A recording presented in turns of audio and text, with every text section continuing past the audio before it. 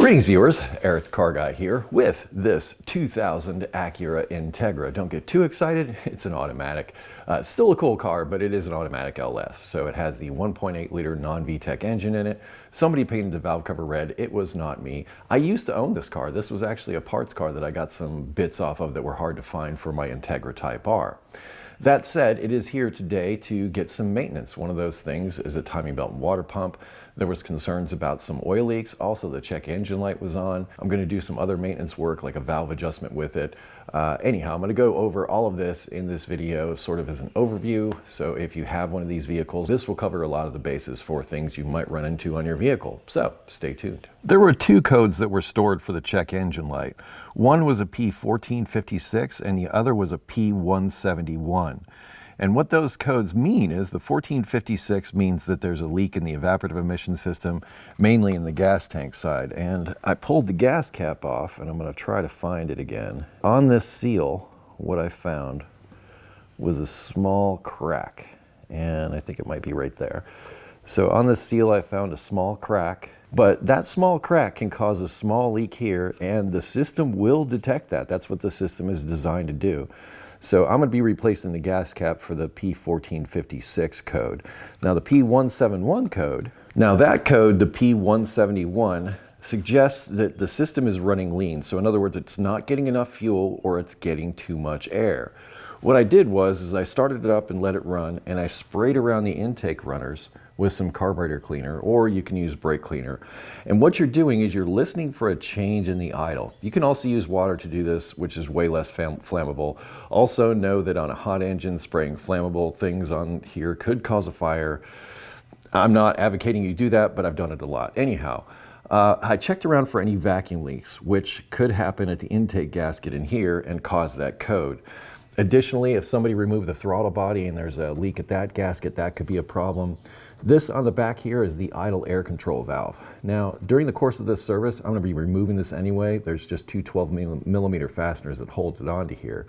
And I'm going to clean out the screen on the inside of it to make for better airflow through this valve for a smoother idle. I'm also going to be adjusting the valves and doing a tune-up. What I'm going to do with this code is I'm going to do all of those things, and I'm going to clear the code and see if it comes back. I'm thinking, I've seen sometimes where valve adjustments can cause that code to set, or just sometimes it just sets because it's being weird. But don't assume right out of the gate that that's an O2 sensor problem, because it likely is not an O2 sensor problem. It likely really is a lean condition that the system is detecting. So what I'm going to do is I'm going to make everything work like it's supposed to. I'm going to reset everything back to factory spec, so to speak. Then I'm going to check, then I'm going to have the customer monitor to see if the code comes back. I will keep you informed on that as much as possible in this video. Since I'm performing a maintenance on this, I'm going to reset the maintenance light, and in these older vehicles, it's actually quite simple. There is a box that you'll feel with a square button up underneath the dash right about in this area. I don't know if you can see that, but anyway, you push and hold this button until the maintenance required light goes out. You'll see it start to flash, and then it will come on solid.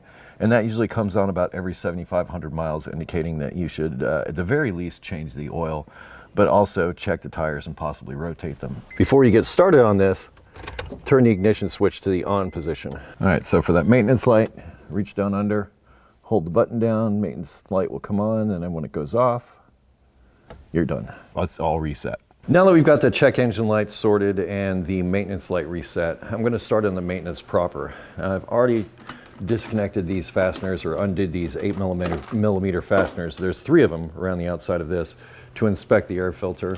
And I think you'll agree that it's clean. It does not need to be replaced. So we're going to leave that air filter alone for now. I should also mention these LS models never came with this brace that goes across here. I had an extra one and I put this on. You can do this with a regular model Integra. It just doesn't have the studs, so you have to use nuts and bolts. There's a couple of plugs that you can take out here, but you can use just a regular GSR one that you may be able to find in salvage or something like that and put it on here. How much of a difference it makes, I don't know, but I had it, I put it on the car, I'm happy with it. Anyhow, it may need, I mention it because it may need to be removed to do some service or maintenance items. I'm going to start by removing the plugs and the valve cover. And I'm going to do the valve adjustment first. I'm going to start from the top and sort of work my way down. And that way I'll try to work clean and hopefully smart. I'm very happy to see original equipment wires on this. If you see original equipment wires on one of these older engines like this, leave them alone, because they are better than any wires you can get. If you have to put wires on the vehicle, I know the ones for this one are discontinued, so you can't find these anymore. NGK wires are what I use in place of original equipment if I cannot find them. But I will actually seek out used OEM wire sets before I will source anything else. That's how I am. I've definitely seen a lot of issues there, which is why I am concerned. And I'm already seeing a little bit of oil on a couple of these. Well, at least the first couple that I removed, one of them. So on cylinder number 1, we're seeing some oil intrusion, but we're replacing the valve cover gasket, which should fix that. And this, there's just a little tab underneath the original wires that you just sort of push up, and you can pull this right up off of here. So it just comes right up off of there, and you can just lay those out of the way. The PCV valve should come out of there. And I'm replacing this one. I don't often replace them, but if I do, I'll do it with an original equipment one. And this could also be something that could set a lean code if it wasn't working properly. So if your PCV valve is not functioning properly, it can set a lean code. This is the fresh air hose for the PCV system. A little clamp on there. Now this, well, that one came off real easy, but sometimes those get stuck on there. And sometimes they get all cracked and brittle and you need to replace them. Use fuel and emissions hose when you do this. Don't just use regular like hose, because that could degrade once it gets exposed to petroleum. All of the fasteners on this valve cover are 10 millimeter. When I originally got this car, this ground connection was over here. That's actually incorrect. It goes here on this stud for the valve cover. It's actually a better connection for a ground, because the stud goes down into the top of the cylinder head. Before I go to remove the valve cover, I'm going to remove the spark plugs. And I'm not worried about the oil that gets down in here. It'll go down inside the cylinder and burn its way out. You can see we've got a little bit right there.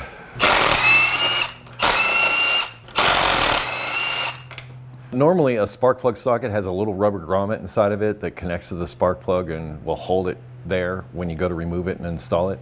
Mine's been gone for years, so I remove my spark plugs this way. These plugs don't look too bad. They're getting replaced anyway because I have new ones. But it's clear to me that every single cylinder in this engine has oil leaking down into the spark plug well. But here are my spark plugs. And you can kind of ignore the wet oil on the ends of them because, well, that just got there when I removed them. But you see how the porcelain is all white on these? That looks really, really good. That's what I like to see. In fact, that looks fantastic as far as the engine goes. If it was all covered with like black or brown gook, that could indicate an oil burning problem. But I'm not seeing that with this engine, and I'm very happy about it. I often take the same angled pliers that I use to remove this, and I'll put it right here on top of the power steering bracket and underneath the valve cover and lift up. This is away from any sealing surface or anything, and it's usually very effective, just like you see there. And before I pick this up and flip it over, I'm replacing these grommets, but you should be aware that they could come loose and fall all into the engine compartment. If you don't want that to happen, I suggest removing them before you take the valve cover completely off. Okay. I will also say that the original equipment gasket is just as likely to leak in this spot, especially if you go with extended oil changes. But this guy is getting replaced with an original equipment part. Well, looking down inside this engine, it looks pretty clean to me. A little bit more coking on this side, a little bit more buildup, but hardly any buildup for 141,000 miles and, well, 25 years old is, I believe, what this car is. One thing that I do find on dual overhead cam engines, over time, the timing belts will get loose. Now, this one's actually pretty good. I usually see a lot more deflection here. And the reason I point this out is I've gone through and done this. In fact, I did this before I sold this car. Is if a timing belt is showing signs to where it's loose like that, you can actually snug it up. So you can, I'll go through the procedure as far as tightening the timing belt later in this video, but you can go through later on and tighten the timing belt up. And the reason I say to do this is because you see these cam lobes, Every time they come around, they're creating stress on one side of the cam or the other side of the cam. So as the cam tries to rotate, there's resistance as it's coming up the ramp, and then no resistance as it's coming down the other side of it. So in other words, it's pushing, pushing, pushing, and then suddenly released. And what that does is something that I call chunking as the cams are coming around. So the timing belt's loose, and those cam lobes are pushing against the cam as it's trying to rotate. So it doesn't rotate smoothly, it kind of chunks around is what I call it. So if you snug up the timing belt, that helps prevent that a lot, and it helps the engine run a lot smoother, especially with these dual overhead cam guys like this. Do that in a valve adjustment, the stuff runs like new. And I'm going to start with the valve adjustment, in part because I am replacing the timing belt. And whenever you're doing valve adjustments, there's a good possibility you'll get oil on the belt. I like to do the adjustment first, that way if I get any oil on the belt, I don't get oil on my new belt. So I hope that helps. Valve adjustment specifications can be found on the underhood sticker, and on this one I call these 10 and 18, so 10 on the intake and 18 on the exhaust. These are the tools that I'm going to employ to do this. This is no Blue Point tool. It is a 12 millimeter valve adjusting tool because the nuts on these are 12 millimeter. Most Hondas have 10 millimeter. So I have another one of these that's also 10 millimeter, but I'm using the 12 millimeter version for this today. Parts and tools will be linked down in the description. I also like to use longer feeler gauges, and I disconnect them from their, the thing, that all these come attached together on a thing. I just take them off and use them like this. I like the longer gauges because they allow me to, they're easy to work with in my mind. So you'll see in a moment. So longer gauges and this cool Honda adjustment tool, but you can use a 12 millimeter wrench and a flathead screwdriver to do this exact same thing. Doesn't really matter where you start. As far as what valves you start on, just be sure to get them all. And since it's a 4-cylinder, there are 2 valves per cylinder. That means there are 16 valves total. And the way we do this is we keep an eye on the cam lobes. So the cam has a base circle, which is the round part on the bottom. The pointy part at the top is the actual lobe. And you want that lobe to be facing 180 degrees away from the thing that it opens and closes, which is down at the bottom on this rocker arm. So we're going to rotate the engine around to where the lobes are pointing, like I said, perpendicular to this part of the valve here. And I'm going to rotate the engine. Now that I've got the spark plugs out, it'll rotate very easily if I just take a 19 millimeter wrench, put that on the power steering pump, and rotate it like this. So that way I don't have to work hard. You see on these valves where the lobe is pointed almost directly straight up away from everything. And when I insert my feeler gauges, and I should also point out, the intake valves are on this cam, the exhaust valves are on this cam. So intake, this is where the intake, the air is coming in. This is the exhaust side, this is where the exhaust is going out. So this cam is exhaust, this cam is intake, and you can already see I'm getting oil on the timing belt. Now you see why I'm doing that last. So, given that I am on this intake side, I'm going to slip the gauge in between the cam lobe and that rocker arm. And I can't even get it in there. Wow. That is extremely tight. And also, these valves on Hondas all get adjusted cold, so engine cold. Best if let it sit overnight. Now I can't even get this gauge in between here, so whoever adjusted these valves last time, and I don't believe it was me, did them a bit on the tight side, because normally what I'll find is the intake side is loose and the exhaust side gets a little tighter. So I'll turn that until that just moves a little bit, and then I'll lock it down. Again, you can do this exact same thing with a 12 millimeter wrench and a flathead screwdriver. And thankfully, these are not VTEC, so they're easy to get to. Because the VTEC cylinder heads, well, they're a little more challenging. But these guys on the LS engines, these are easy. It's gravy work here. All right, now that's what I'm looking for, just a little bit of drag to where I can definitely feel that the feeler gauge is coming into contact with everything, but there's resistance. There's resistance going in and resistance coming out. I might just go just a little bit tighter on that.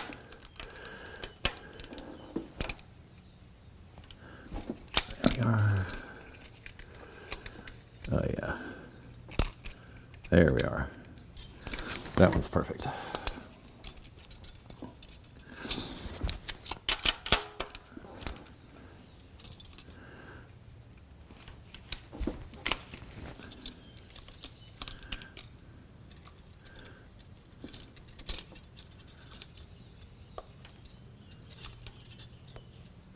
Now there is plus or minus 0.2 millimeters on this. So if it's a little tight or a little loose, you're okay. But me, I'm kind of a consummate perfectionist guy, so I try to get them all just exactly the same, if I can.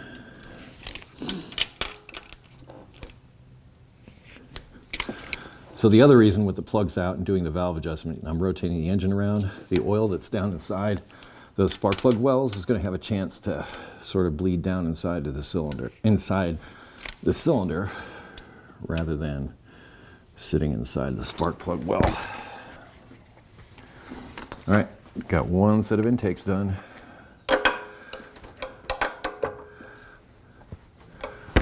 This exhaust valve is just about to come up, so I'm doing that guy next. Same thing, just slip it between the cam and the outside. Again, wow, that's tight. So I believe somebody adjusted these, but I'd say they were inexperienced. And we've also got a check engine light for a lean code. If the valves are not adjusted correctly, that can cause that code.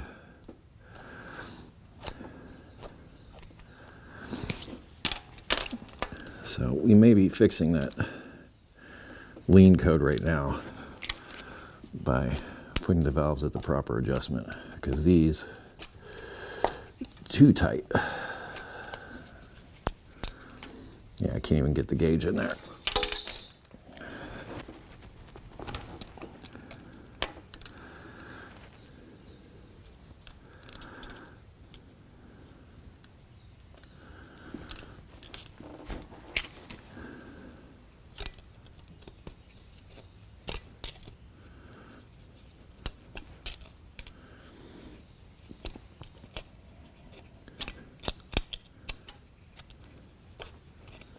Like that. And you just keep going until they are all done.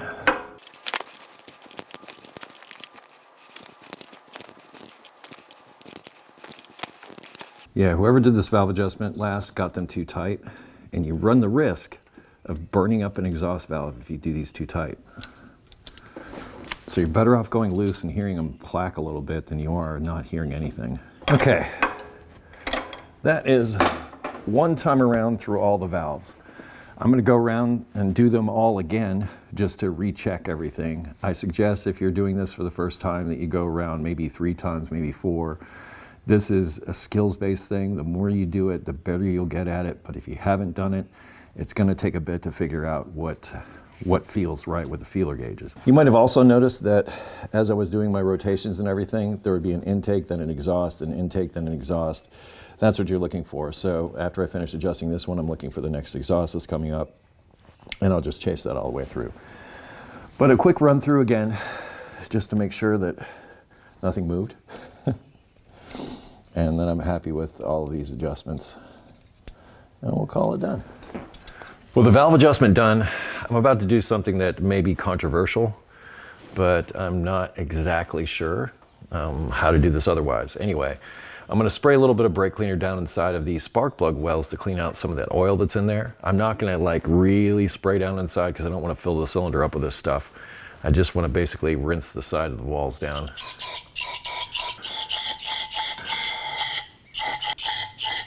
Take my longest screwdriver and this rag and just try to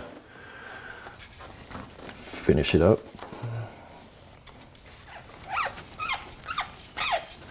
The other thing I'm going to do is I'm going to leave this open for like a day and let as much of that stuff evaporate out as I can. Because you don't want to hydrostatically lock the engine, meaning that there's so much liquid in there that it cannot be compressed and metal parts break. Want to avoid that. I know I'll be doing this again, and wipe towards the outside, not towards the inside. But like I said, I know I'll be doing this again just before I install the valve cover, but for now, just sort of getting a head start. Also, over time, you can get a buildup of some of this RTV in here on these corners. I'm going to also take the opportunity to clean those out and get rid of any of that. Let's get started on that timing belt. There is the cruise control. This is the cruise control assembly. It's a little motor.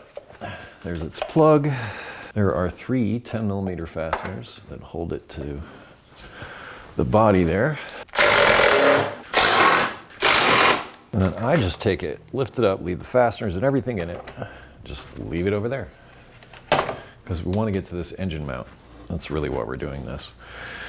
Pull the power steering pump reservoir off. This just clipped in. You can just pull this up off of here.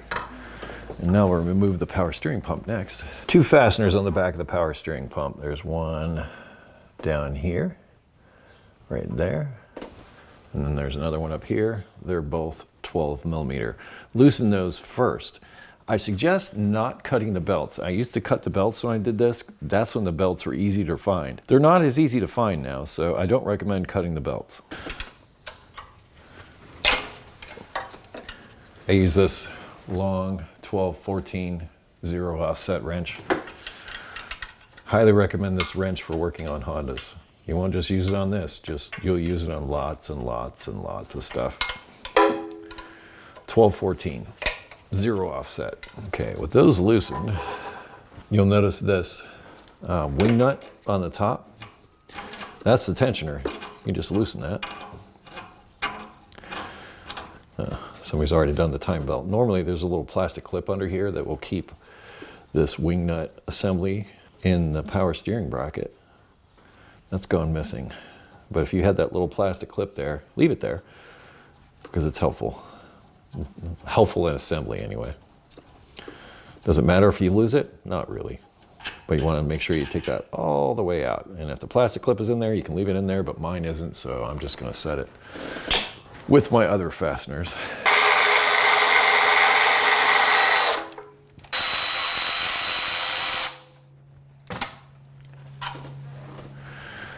These are both the same.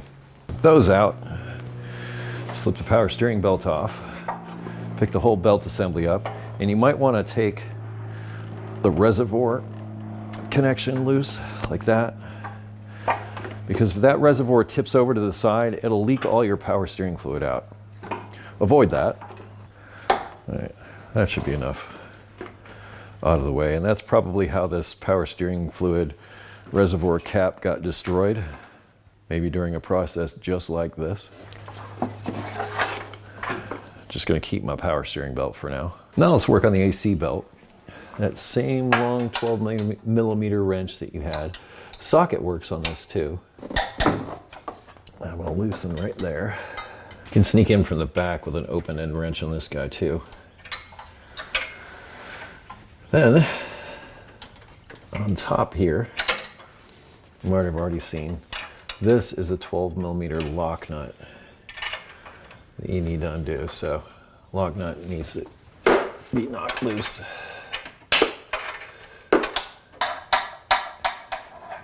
That guy is a 7mm to undo the tension. You don't need to take it all the way out, but undoing it like that helps a great deal.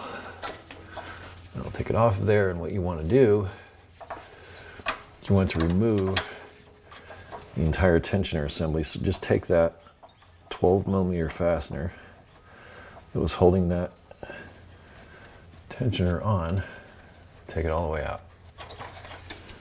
There.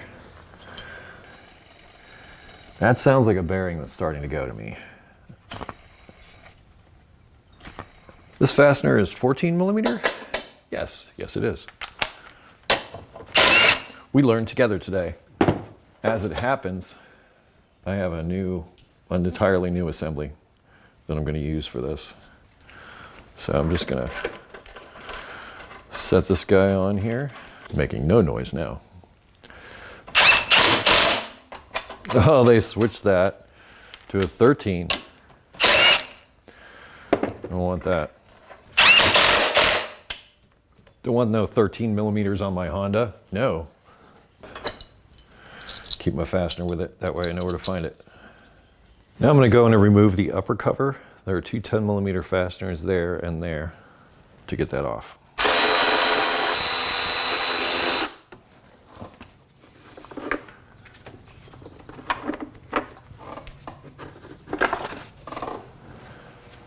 And there is our upper cover. And these are kind of special fasteners. I just keep them with the cover. Gonna take off the left front wheel to make things easier. 19 millimeter.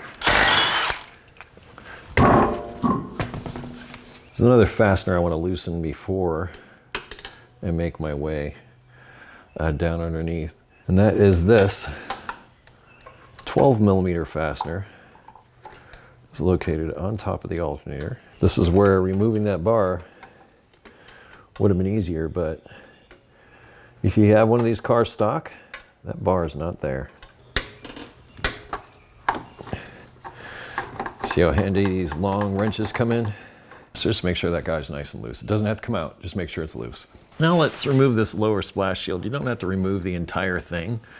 I'm going to remove the entire thing just to give myself more room, but you can just remove it down to like this point and then fold it over. So it is held on by some plastic clips with 10 millimeter heads, and you can just zip them out.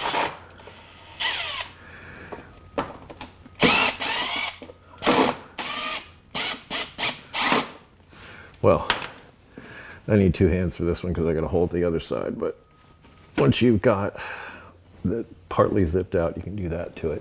You can also use a pocket screwdriver.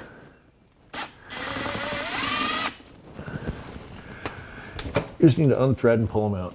Don't lose them, you'll need to put it back together later. One here.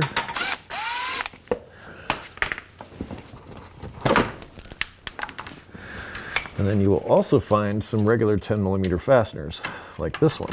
I think there's 3.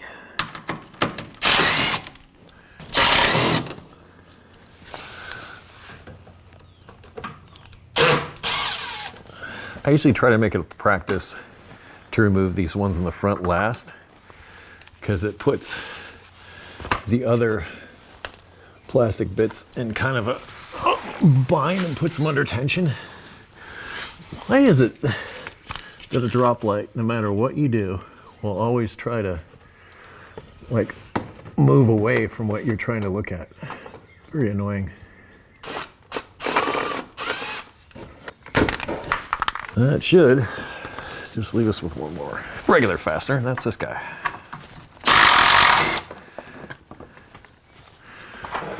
Okay, then we can just take the entire plastic cover, move it down out of the way.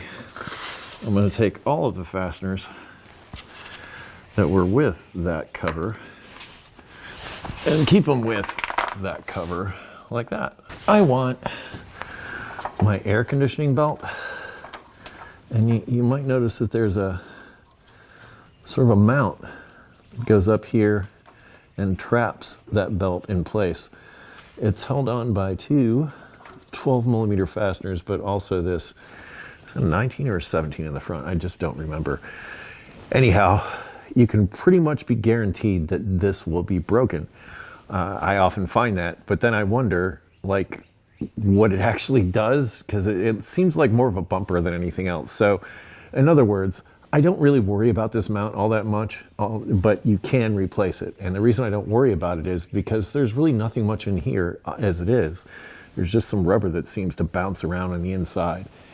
Anyhow, you need to remove these 2 12s. And I suspect this whole thing is going to come down because it's probably broken that badly. Oh, I lied. Those are 14 millimeter, they're not 12 millimeter. Again, with a 14 this time. And you may notice that I am wearing safety glasses. I do that anytime I work under a car, because crap gets in your eyes. And like I suspected, this whole piece just come right out. And that's kind of expected. And like I said, there's not much to this mount. Replace it if you want. No, don't replace it if you don't want. Entirely up to you. But that makes it easy to get our AC belt back. Boom, AC belt. Now, we can get this 14 millimeter right here. And we're not going to remove it. We're just going to loosen it. Are you seeing the value of these long wrenches?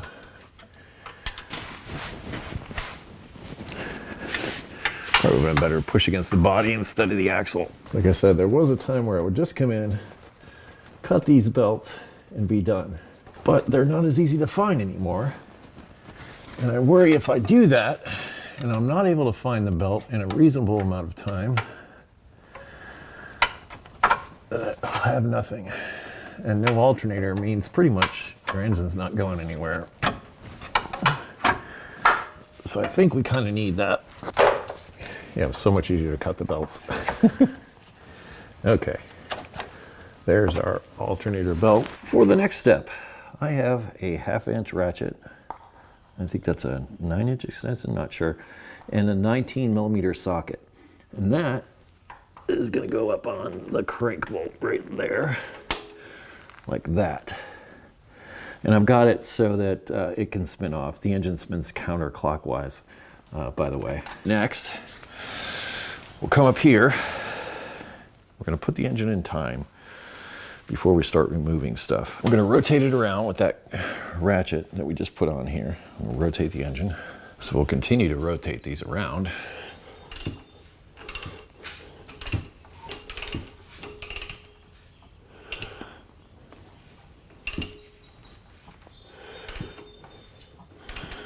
Okay, and it comes around just about there. You can see that these that say up are pointed up. And what you'll also find, and get the light to shine on it, is you'll see marks on these cams that will line up and be straight across when it's in time. Right about there. But also, there's the mark down here on the crankshaft. So, you will see the red mark that you see there now is the mark for setting timing. The white mark that is farther up, it's farther up here, that one is what we're going for. So we want that to line up with a pointer on the side of the timing cover, which you can see right here. So there's our pointer, and we want to rotate that around so that other white mark comes lining up. And there it is. So that white mark is now lined up, and everything is in time. I'm going to do a couple of things now.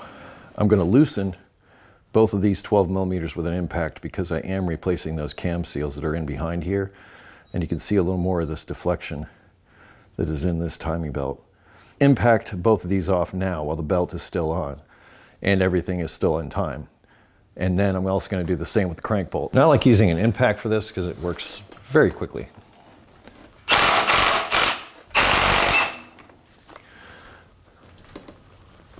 And now for that crank bolt, remember this is 19.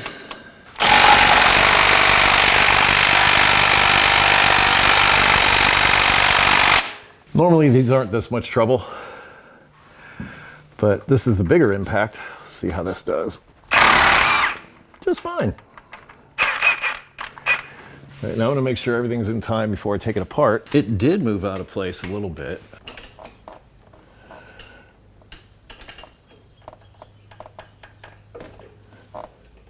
Good to me. Everything's back in time. The crank bolt is loose. So we just need to zip it out a little bit. So nothing should have moved with that. That should come right off, but there's a keyway that just fell down into here. You really don't want to lose. So that keyway fits right inside there, that sort of master slot, and on the crankshaft. So I will take the keyway and the bolt and everything and set all of this aside. Now we have access to our lower cover. Job one is going to be to undo the crank sensor. Unplug it. That way you don't stress the wires.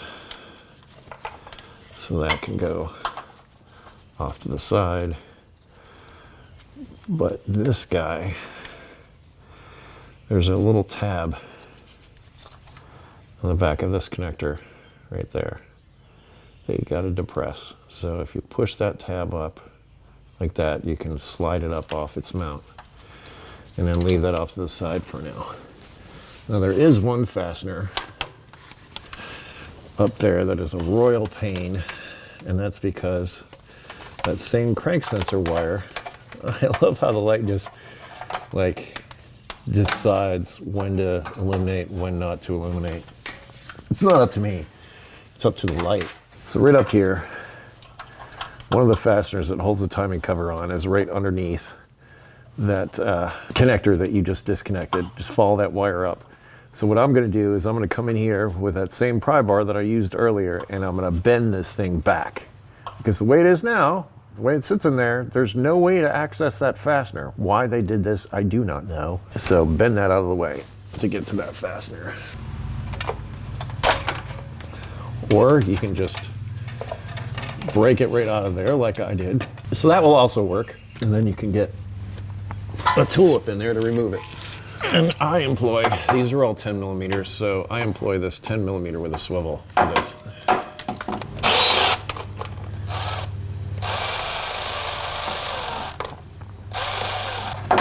That wasn't supposed to break like that. I usually just bend it out of the way and that's it. Not today though. Not while I'm trying to show off. No, no. Okay, there's another fastener inside this opening here.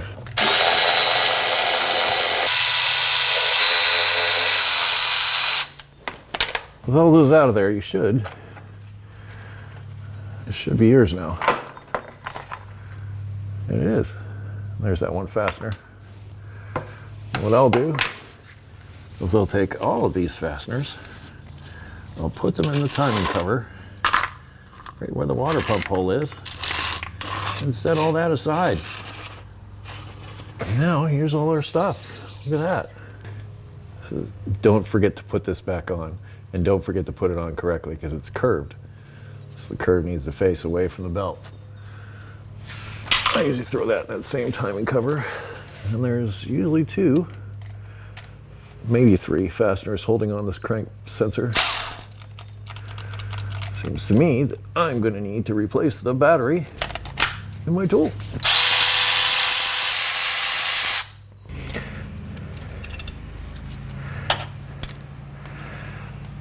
That sensor should just come out just like that. You want to take that and move it far away so that it does not get stuff on it. I was careful not to cut the other belts, but I don't care about this one because I'm not going to reuse an old timing belt. But that, quickest, easiest way to deal with that. So old belt gone. Now we see the wisdom of loosening these cam gears before removing the belt, which never had trouble getting one of these off, ever. Like, never had trouble getting that off, ever. Again.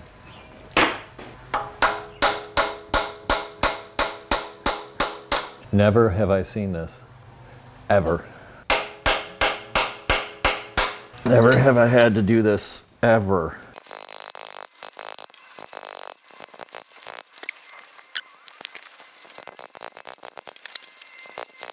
So when you remove these cams, be careful not to lose the keyways. My hope is that you do not have to do what I just did, because that was stinking ridiculous. All right, so there's one of those keyways.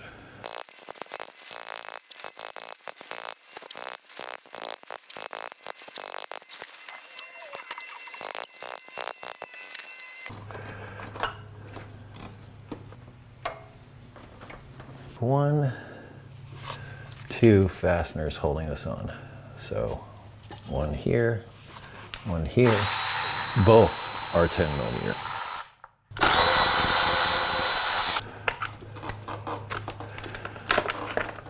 And now we can get our first good look at those cam seals and where the squirrel got down in there and left a bunch of nuts.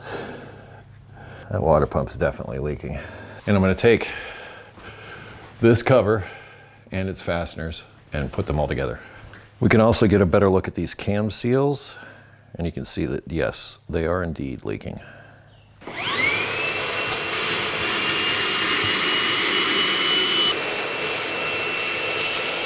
Real quick thing about antifreeze. I'm not surprised to see that the squirrels or rodents or whatever made a little nest here. I've found that like animals are very attracted to coolant. So if you have pets in particular, keep any coolant puddles or anything away from them. It will kill them or hurt them or make them very sick. So definitely keep any puddles of antifreeze or anything away from any animals. I've cleaned that up, and now I'm going to go in and remove the tensioner. It's located under here, and I'm going to spin it real quick just to listen to it. I don't like the sound of that. Should be silent. All right, well, I'm going to remove it. There's a 14 millimeter fastener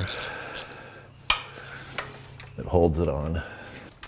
Now you may be asking, Eric, how come you didn't drain the coolant? You can drain the coolant out of the radiator all day long. It's not going to do squat to help you with the water pump because there will still be coolant inside of the engine. I don't even bother draining the radiator in these situations. Look around, I might have another one of these. I'm going to move the alternator away from the water pump. I've actually got this little place up here to help you do this very thing. And I'm just moving it away so that it doesn't get coolant on it, because once I remove the water pump, coolant's coming out. There are, I think, 5 fasteners. It'll be easier to see once the old part is off.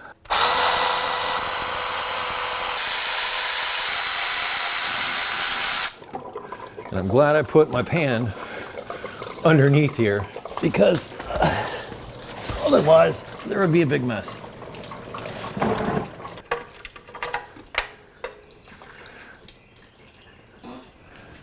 This bit's more for trivia than anything else. Well, it's also to help you get the correct part. There are 2 types to this engine. There's the VTEC version and the non-VTEC version, which is this LS. The non-VTEC version water pump has 19 teeth, as indicated by this 19T on the outside of this water pump pulley. Now, on the GSR or the VTEC engines, that will be 22T instead of 19. So they will both bolt up to the same engine block, but one has 19 teeth, the other 22. This is an original equipment water pump. So I think what may have happened is maybe somebody changed the belt without changing the water pump. Also, green Honda coolant is the older Honda coolant, and it tends to leak or eat away at these seals. In fact, I see a lot more radiator leaks and things like that with the old green coolant. I've upgraded to the new Honda blue coolant, and that I think will help eliminate this from happening in the future. Not to mention we're putting a whole new water pump on, which let's go do that now. This is the part number for that water pump from Honda. I recommend Honda parts. I know I'm going to say it 100 times in this video, and well, I hope you get it. Here's one of those things where I'm asking myself if I'm having a Mandela effect. I think back in the day, these used to have a little guide pin in here, right there. And this is where it would be on this one, I believe. But neither one of these have them. And part of what that helped me do is when I installed the water pump, it would just sort of stick into place while I added the fasteners. I'm not seeing that here, and I'm wondering if they did away with it, if it was ever needed to begin with. I'm sure it was for alignment and maybe for assembly, but maybe later on they got cheap and stopped adding them. So, did these old water pumps have an alignment dial on them at some point or not? Let me know. You will note that 2 of these fasteners for the water pump are a little bit longer than the other 3. There are 5 fasteners total. So I think you can see that those 2 fasteners right there are longer. Those longer fasteners, as you're installing the water pump, go there and down at the bottom here. The rest get the short fasteners. So short fastener, short fastener, short fastener. If you're confused by this, thread them all in by hand, and they should stick out just a little, about maybe ½ inch or so, as they should be sticking out. So in other words, if you put one of the short ones in the long slot, it will go in, but it will barely go in. And the longer ones will stick out farther, obviously. But if you put them all in, they're all sticking out about evenly, you got them right. But long ones go here and here. I hope you can see with those partially threaded in what I was getting at, and that's a long bolt there. It's sticking out the same amount as the short bolt over here. Sorry I don't have a torque spec for you. I've never used one on this. I've just used 1/4 inch tools and I've been okay. And I usually start with the long ones.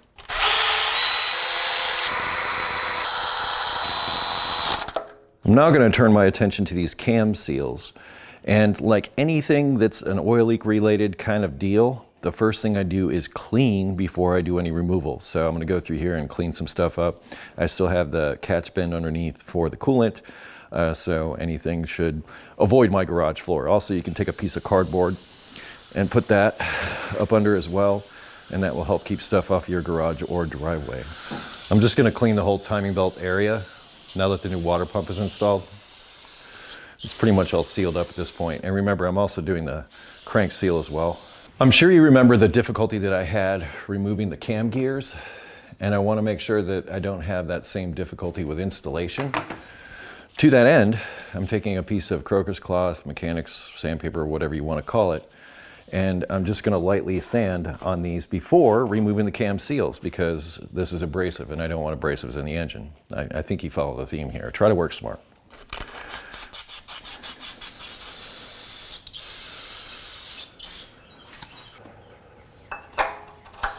Yeah, that is how these should go on and off. Apparently the rust buildup is what caused such difficulty. It's the only thing I could figure. I'm just going to go inside here a little bit also. Perfect. Again, that's how they should go on, fairly loose. These seals, you can use an actual seal puller, which is the tool that is recommended you use, or I've been using a flathead screwdriver for several years to do this very thing. You can just slip in behind the seal and just sort of pry it out.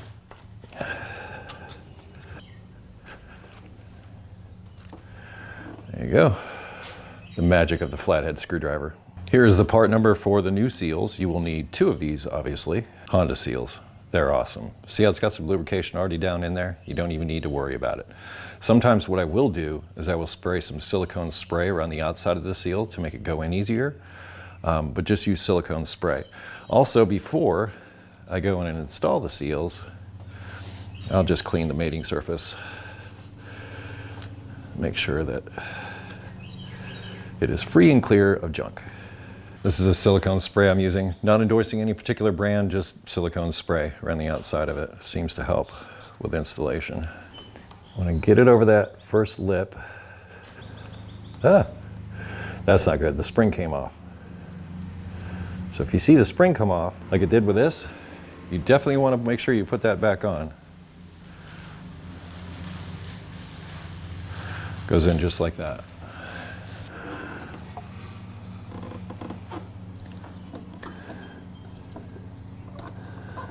There we are. So make sure that it goes on there and seats properly. And then you can take your socket and tap it home. And these sort of go down to a point where they're flush. So make sure they're in even and make sure they go in flush. And that looks like a success.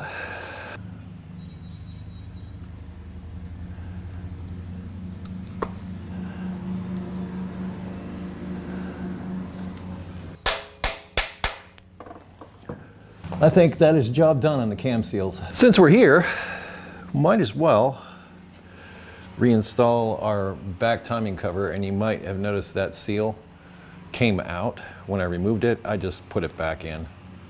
Wasn't that difficult.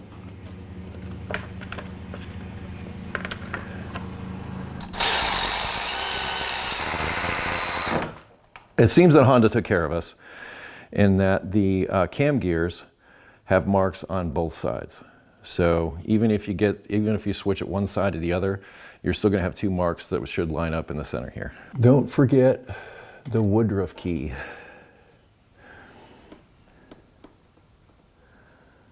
Which should fit in there something like that.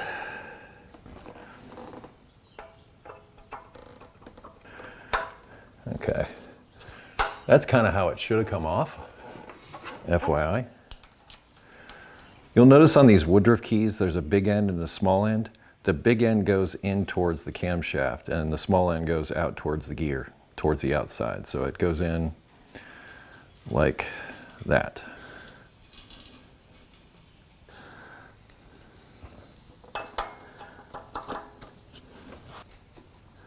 And because I can, I'm just going to tighten these down now using an impact. Now, if you don't have an impact, wait till you've got it all back together and the belt is on and do it that way. We'll line these up when we go to put the belt back on. Now let's focus on that crank seal. I've got my oil drain pan positioned under here, so that when I do my cleaning, it will all go someplace, well, not on my floor. This should just slide off. And yes, it is just sliding off. And again, there's a Woodruff key. There may be two. Oh, there's only the one, and it's only a small one. So here's the Woodruff key. Do not lose this. And I'm gonna keep this with the gear off to the side. Everything is all self-contained and together. And yes, I can see that this front seal is leaking. A lot of people seem to go for the oil pump, which is right behind this assembly. What I go for first, before I go after oil pumps or anything like that, is I go for the seal and I go for the oil pan gasket, which you can clearly see is leaking on this. As before, I'm gonna start with cleaning. The secondary reason for cleaning like this is so that if it starts to leak again, it'll be more obvious. And I'm going to do more cleaning when doing the oil pan gasket.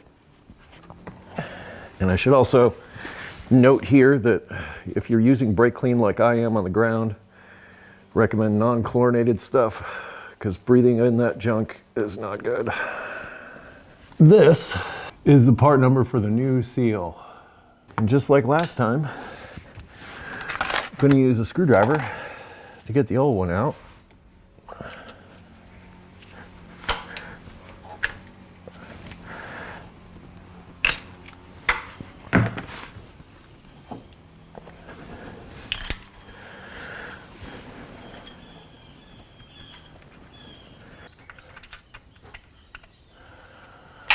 I'm glad I did that because there's a chunk of seal. I think somebody has tried to address this already. And you can sort of see the keyway for the oil pump drive in here. So think of an automatic transmission and they use an oil pump on the front just like this. In fact, I would say one of the reasons Hondas have such longevity is because they have amazing oiling systems. And I think that piece of seal might have been prevented had a little bit of silicone spray on the outside of the seal before installation. It's already got stuff on the inside, just like the last seal.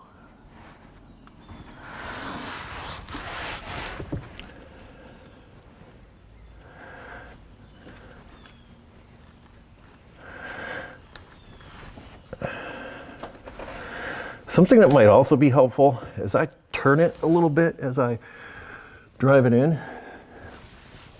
And then this time, instead of a short well, 32 millimeter, I'm going to be using a deep well, 32 millimeter, to seat this guy.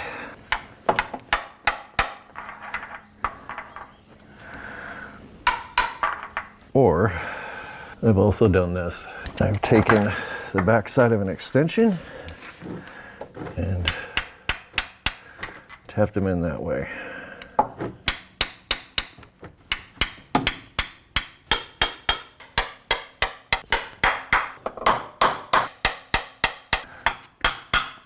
This one, you just want to get it flush, and you can employ several different methods to get it in there, but the important thing is not to roll it over or get the spring and make sure it's lubricated when it goes in.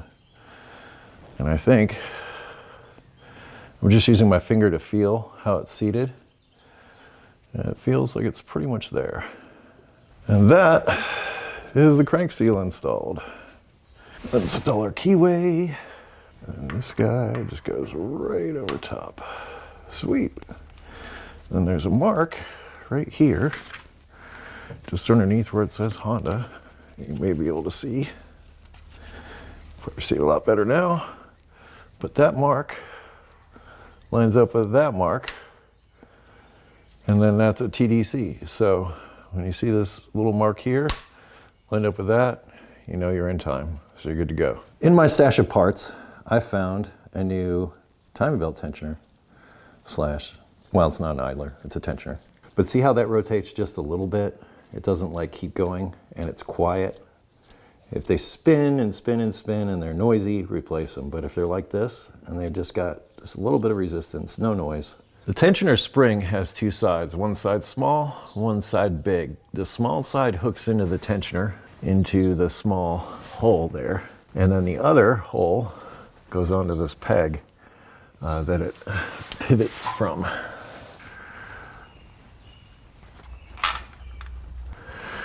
So you can see how the tensioner moves there. And don't tighten it yet. Remember, the small end hooks into the tensioner, and the big end hooks onto the engine block. Here we are. That way you can see how that moves. For this part, place a jack underneath the oil pan with a wood block in between to help protect it. And you don't need to jack the thing up, just support it for now. That's all you're doing, is just supporting the engine. For the next step, you're going to remove this engine mount. And to do that, there's a 17 millimeter in the side here that needs to be removed. And there are three 14 millimeter fasteners here on the top. I'm going to start with that 17 millimeter.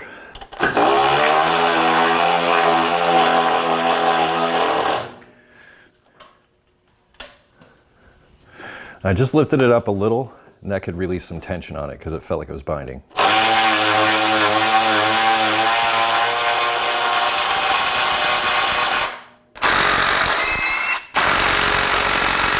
Just needed a bigger gun.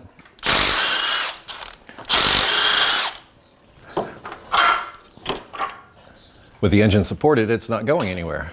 Here's the part number for the new belt. Now you can just... We can go about this a few different ways. We can actually line everything up now, and we can actually install the belt. Everything's in place, so there's no reason not to. The important thing is to get these cams lined up. So for that, you'll just need a 12 millimeter, and remember, you need to line up those two marks. So there we are, in the center, lined up. That's what you should see. And then they look like plus signs, the camshafts right now, which is good. Now we'll take the belt. We know our crankshaft is in time. So when this wraps around, it goes tensioner to water pump down to crank and then back up.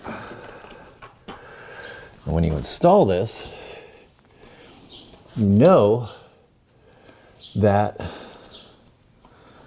the bottom cam, or the crankshaft, is where it needs to be. The camshaft may need to rotate forward just a little bit for those teeth to fall in. Doot! They fell in. Now, just come to the back and walk it on the rear cam. And then make sure everything is still lined up. And in my case, it is. So I'm going to say that belt is installed, but I've not set the tension yet. And I'm going to wait and do that until I can verify that the crank is on top dead center, which I'll do by reinstalling the timing cover in the lower pulley. We are ready to install the crank sensor. Yeah, don't want to forget about the crank sensor. Clean off some of the gunk. And it goes on with the sensor behind this. So sensor goes on just like you're seeing here.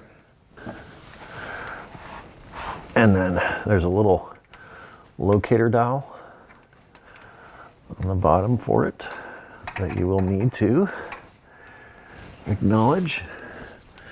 There are two fasteners, one long, one short. Long goes in the front, short goes in the back.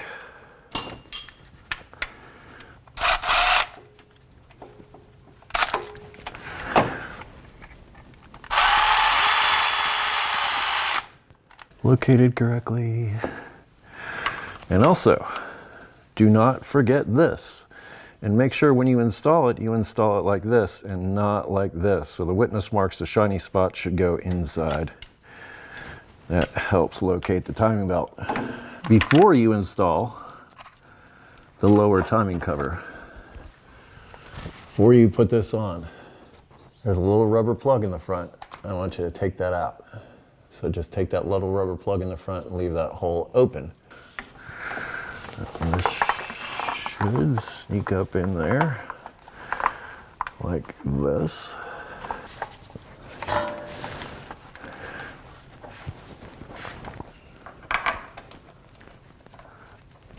The one that goes up top is the one that has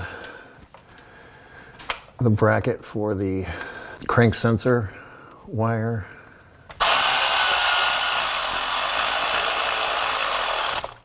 Maybe easier to install this one from up top.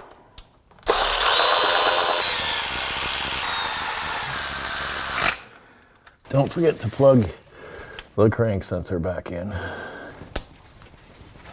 And be sure to lock it down.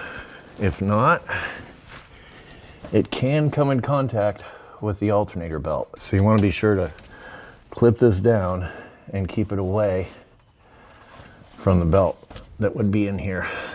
Time for our special friend, the crank pulley. Yay! Woodruff key goes in first, so don't forget that little bit that needs to go in there. Then, when you put the crank pulley on, be sure to put it on with that opening at 12 o'clock to match up with that key you just put on there.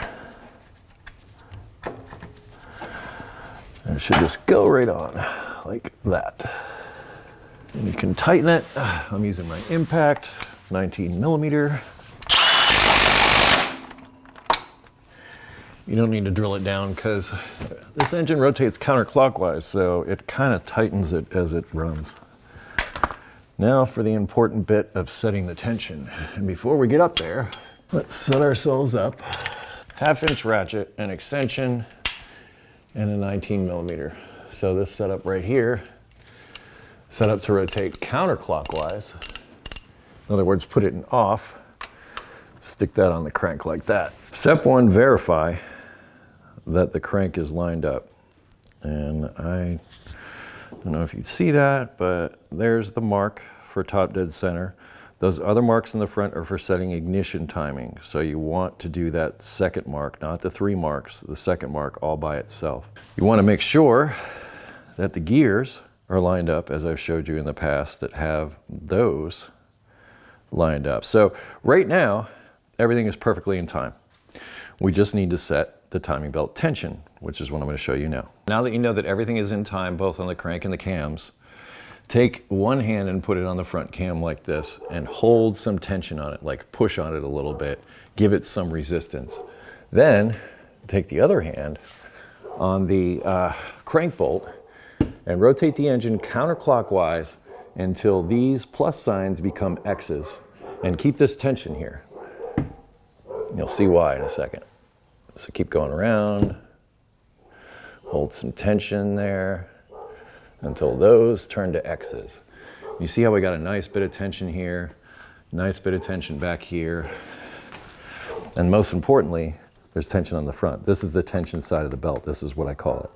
So this is the tension side. So this is tense, this is great. Now all you need to do is take a 14 millimeter ratchet. Well, take a 14 millimeter socket on a ratchet. I like this long one. And you reach down in to, remember that opening? You'll notice that the timing belt tensioner bolt is right there. So just go into that bolt and tighten that bolt. Just tighten it up.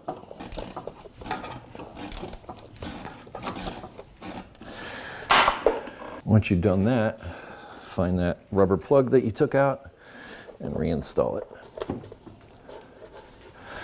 The timing belt is installed and tensioned. Can now work on putting this guy back together. I'm going to start with the upper timing belt cover. It's easier to do without the engine mount in the way, I think.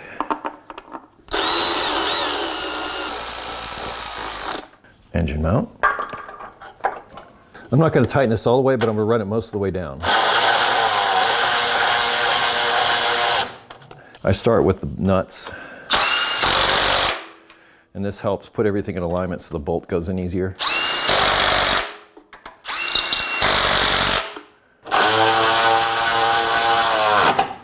You can take your floor jack out. With the exception of the drive belts, the timing belt and water pump is done. And guess what I'm waiting for? Yep, you guessed it. I'm waiting for those drive belts. I can put this cruise control back though, since I don't need to worry about accessing that motor mount anymore. I do, however, have my valve cover gasket and grommets and spark plug well seals, and that's the part number for that kit, so that you can get one too. I strongly recommend Honda parts. In addition to this, you'll need some Honda bond, and I'll show you where that goes in a minute. For now, I've already removed the old valve cover gasket. Now the old spark plug well seals. If memory serves, I don't think this has right, left, front, and back. It's just goes on.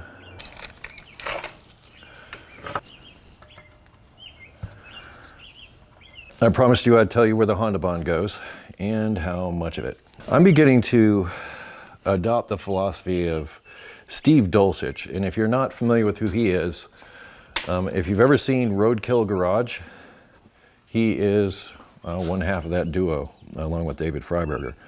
But one of the things that he's advocating, and I think I'm going to start adopting myself, is just throwing away the caps to your RTV, and instead, just when you're done using them, just push out a little bit. That way you can pull it off and it'll be fresh RTV underneath. What I have to do every time now is I have to dig out all the old stuff from the top of this first before I can use it, which is kind of a pain. And the reason I'm beginning to look to Steve's method instead of doing it this way, by using the actual cap that came with it. And of course, you want to leave it set out so that that RTV can cure before you use it. But also, look at this. There's a whole bunch of the old stuff that's just sort of goopy in there, hanging out, that I don't want. I feel like I'm wasting it. Once you've sorted out your RTV preferences, this is where it goes. All you need is literally a small dab at each of the junctions, these corners. Not a lot, a small dab. And now, this is how I'm going to store it. I'm going to push out this big blob like that, let it sit, let that dry, and next time I need some, we'll pull that out. We're going to see if that works. Maybe you'll see it in a future video. Now let's install this along with its new grommets. Pretty straightforward, just watch out for the PCV hose.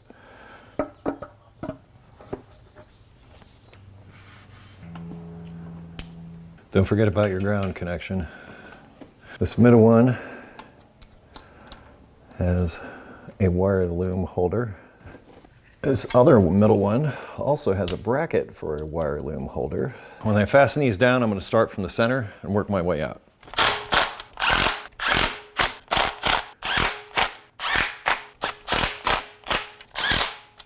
I do have a new PCV valve that I will be installing today.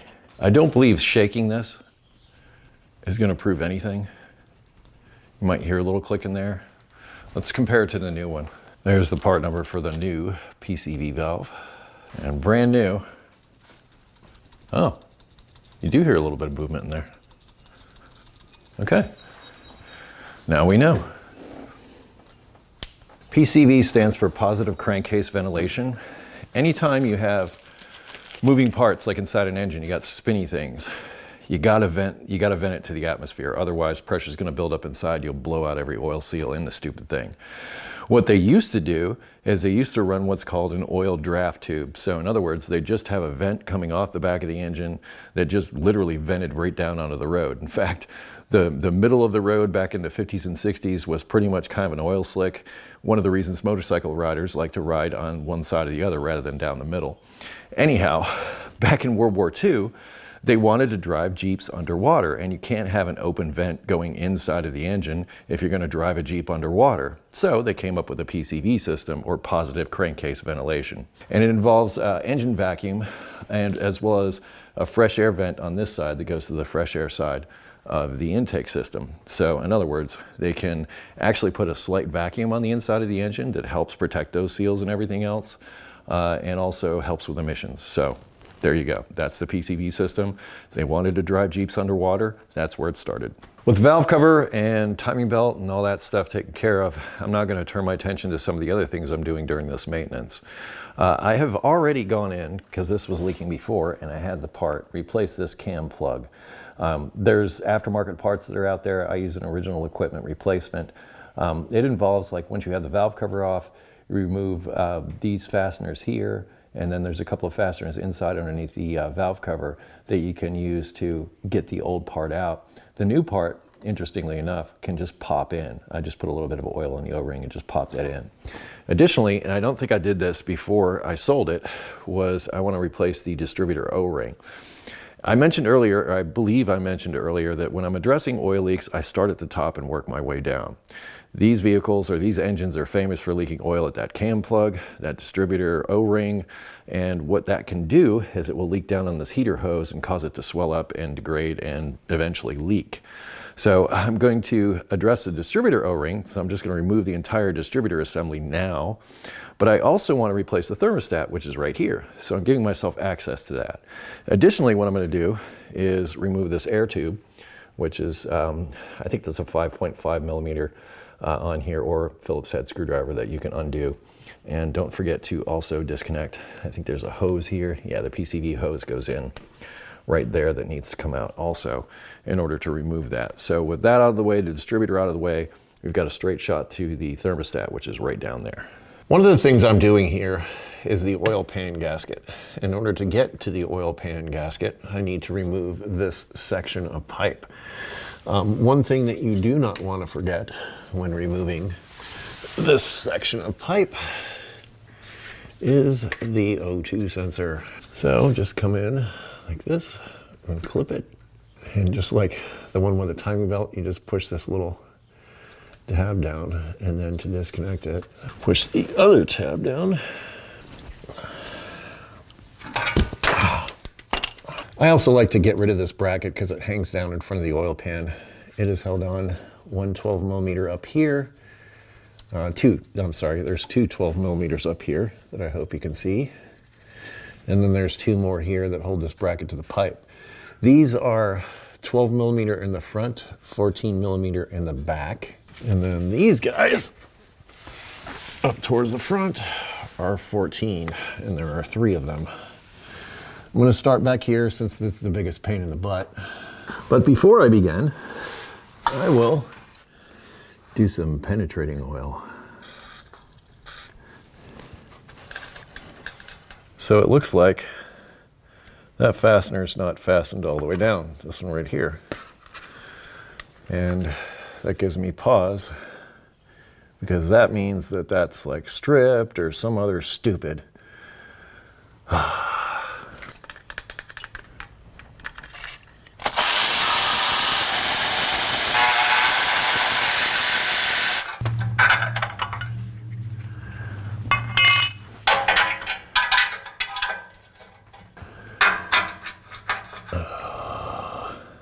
Okay, those are not 12 millimeter anymore.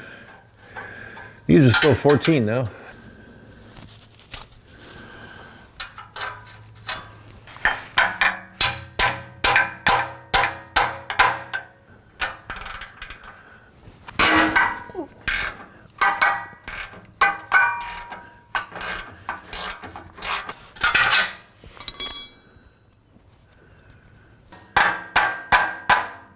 And what are these magic sockets, you might say?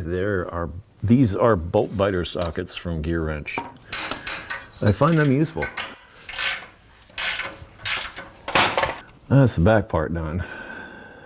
Now, the part that I dread.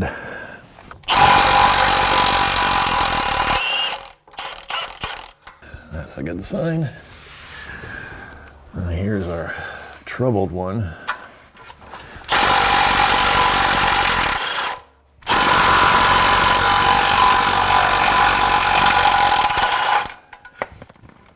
And the pipe is magically ours.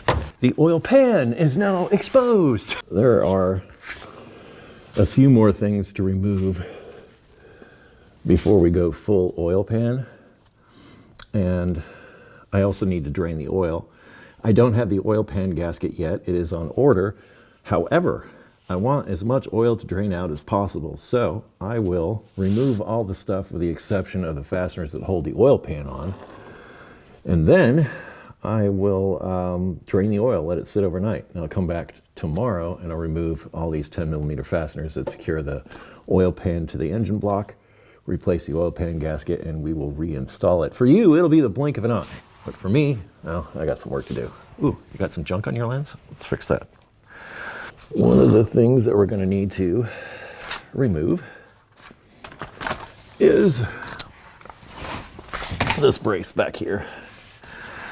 And if I'm not mistaken, there's two 12mm that go up this way. And then there's, this one is a 14, I think. Obviously the longer one goes there. What I also sometimes do is I'll take the fastener and just put it back in where it was and then set the part aside. That's gonna get cleaned anyhow. There's just some 10mm, well, oh, there's this 17? Is that 17 or 14? There's 17. Which means I gotta get up.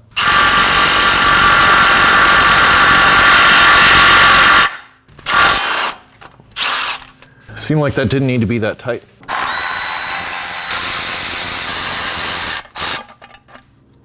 We keep all these fasteners together, clean this guy up. I realize I just mentioned that I'd be draining the oil, and I'm not draining the oil. And simply put, I have my drain pan placed underneath the car. And the reason for that is I know there's gonna be some coolant loss when I remove the thermostat. I don't wanna have the oil catch pan and the coolant catch pan underneath the vehicle at the same time. They kinda need to occupy the same space. So I'm gonna go ahead and do my stuff up here, do my thermostat and distributor O-ring and other junk, do all of that, and then I will go underneath and drain the oil, and we'll just leave that set overnight until we come back and finish up that work. I believe I mentioned that I was going to take the distributor off. Normally what I would do is I would put a mark right here so that I could line those two marks, or put a mark on the distributor ear and then a mark here on the ear of the cylinder head. That way I could line those up and pretty much get this back in time. I'm kind of going to do that, but I'm going to rely more on the witness mark on the back here in order to get this back into place. And I'm doing it this way. Why am I doing it this way? I don't know why I'm doing it this way. Well, I guess because I'm going to set the ignition timing when all is said and done. So, you know, to me, it kind of doesn't matter. Anyhow, I'm going to remove the distributor now. To do that, there are three 12mm fasteners. There's one here, and one down here. You remove those three fasteners, pull the distributor out, it is yours. But know that there's a keyway on the inside of it that is offset, and it only goes back in one way, so keep that in mind. But once we get this distributor out of the way, we'll have super access to the thermostat. Well, the three fasteners are removed, a little wiggle, and boom, it's ours. There might be a little oil coming out of here, so I want to catch that. And that affords us gobs of room.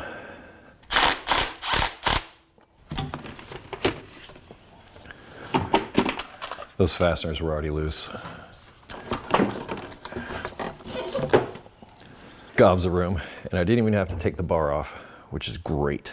There are a couple of things on the thermostat housing. First, I'm just gonna undo this heater hose. And the whole entire reason for this clamp, for its being, is so that it doesn't do this. They're supposed to be separated, so that is misplaced. It should actually be up here like this anyway. But I'm gonna move it aside. There is the coolant temperature sensor that needs to be disconnected. It's that there, and then this is the fuel injection ground. So don't forget to put this back on there. And by the way, This is my tool of choice for this, a 10mm swivel on the end of a long extension. So whenever I'm dealing in tight areas, I try to use long extensions to distance myself, if you will. All right. Isn't really necessary to disconnect these two things, but I do it anyway. There's two fasteners holding the thermostat housing in place. There's one underneath here.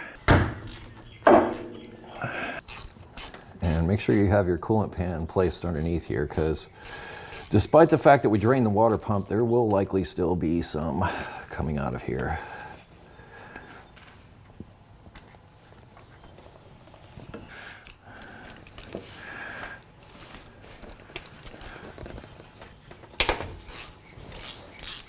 FYI, removing the distributor is awesome for, like, if you have to replace a starter or you have to get the transmission out. It really does open up a world of room on this side of the engine without it in the way.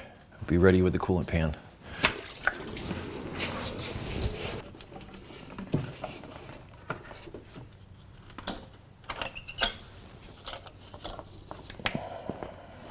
This is the part number for our new thermostat that comes with its gasket.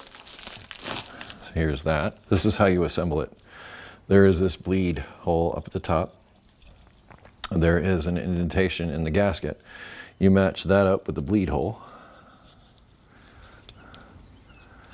And then it just sort of fits in a slot inside the gasket from there. Now, this is the original equipment gasket. This is the aftermarket garbage that I just took out. Look at how different these things are. And you're like, Eric, they do the same thing. They just do temperature. That's all they do. You couldn't be more wrong about that. The metal that these things are made out of directly impact how they operate. So if they use cheap metal, you won't get the same result as an original equipment part. You can see the stoutness of this spring as compared to these two springs here. This one also has two springs as well, but see how stout that one is and how cheap looking this one is? So no, original equipment only, especially with thermostats. Engine temperature is critical to how well the engine runs and operates. So make sure you use an original equipment thermostat. Now when you're installing this thermostat, this bleed valve goes towards the top and there's these two locator tabs on the gasket that fit into the housing on the back side there. As far as the housing is concerned, I usually take a look at it to see if it's all covered with crud. This really isn't that bad, but if it is covered with crud, I'll take some time and clean it up. So, but this will not fit in flush if those pieces aren't in alignment.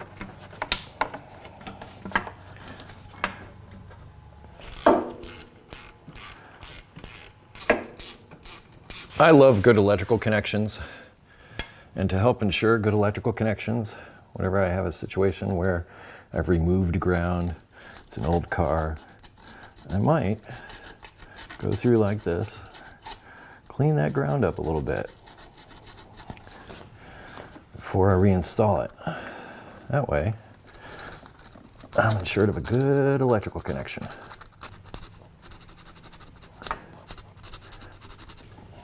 And that's the thermostat installed. This is the proper placement of that clamp so that the hoses are not touching. That's the whole point of this thing, is to keep these hoses from rubbing against each other and eventually rubbing through and causing a coolant leak. Let's work on the distributor. Firing order is as follows. See the one with the dot, if you are fortunate enough to have original equipment wires, you're awesome. And it goes as follows. So this is cylinder number 1. This is 3, this is 4, this is 2. So that's the firing order, 1, 3, 4, 2. So if this is in the car, this flat spot is on the top. Number 1 is down here at, what is that, 7 o'clock, 8 o'clock. I'm just gonna remove those because I'm gonna replace the distributor cap. It's held on by 3 8mm fasteners.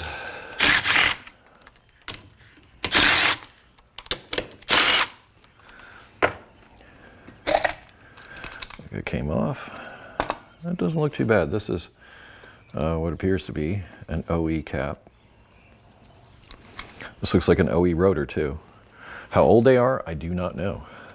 That gives us access to that Phillips head screw, which is what holds the rotor on. So don't try to pry the rotor off or anything like that. You must remove this Phillips head screw. Now, if you want to do this in the car, and you don't want to go through removing the distributor or any of that, what you can do is you can either use the ignition to bump the engine over until this, it's basically in like this. So this is the top of the distributor. So you're going to be coming in from like 9 o'clock in order to access this screw, but you just keep bumping the engine over until you have access to it. I'm thankful. This cover here is really important. So don't lose this cover. And if this cover is missing, do what you can to find another one, because they are important. And also, I am so against aftermarket distributors. I can't even put it into words. I freaking hate aftermarket distributors for Hondas. Whenever I see them, it's one of the first things I try and get rid of. I saved as many as I could back in the day because I knew they would become scarce at one point, and I've seen every form of aftermarket distributor go onto these cars, and every single one of them is junk. The only thing I haven't tried is the coil on plug deal. Haven't tried that yet. That might work great, but that's a little more involved than just replacing a cap and rotor. So there's our rotor removed, and it's a little burned up. New ignition rotor part number. You see that guy's not burned up at all. As far as the replacement interval for this, when I was at the dealer, they were doing this every 30,000 miles. You could probably go longer than that, I think, because I've sort of like wonder like the actual interval, how long the parts would last, that type of thing. Because in a way, I think they were trying to bump up service numbers. I don't know. Anyhow, we were replacing caps and rotors at 30,000 miles at the dealership. You don't need to kill it, just snug it a little bit. If you have trouble getting the rotor off or you can't get to the screw, go in with a chisel and just knock the head of the rotor off. And that will allow you to come in and use a pair of pliers or vice grips to access the screw and unscrew it that way. Just break the head of the rotor off and get into it that way. That's how I would do it. If it gets stuck on the shaft, you can come in with a flathead screwdriver and pry a little bit extremely carefully, because that is a sensor right there. So you got to be stupid careful when you're doing any prying in here, but I've had no choice sometimes. There's the part number for the new distributor cap. Because it's a Honda part, it comes with a new gasket. And because of the age of this vehicle, I'm going to replace it. I wasn't always like an advocate of replacing these, but as they get older, I definitely want to do what I can to restore them, if you will.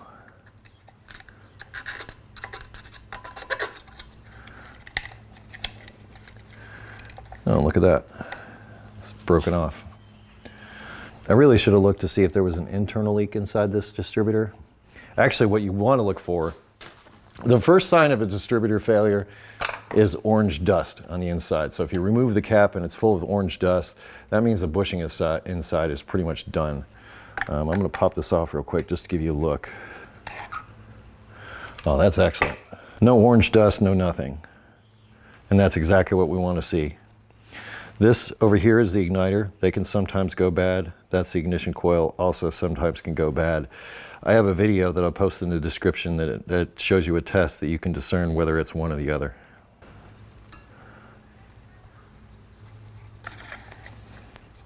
And by the way, the rotor only goes on one way. There's a flat spot that you might be able to see there. There's a flat spot on this shaft. Those two have to mate up in order for them to go together. Oh, how weird. My new distributor only has one screw in it. Check the bag, because there was only one screw in here.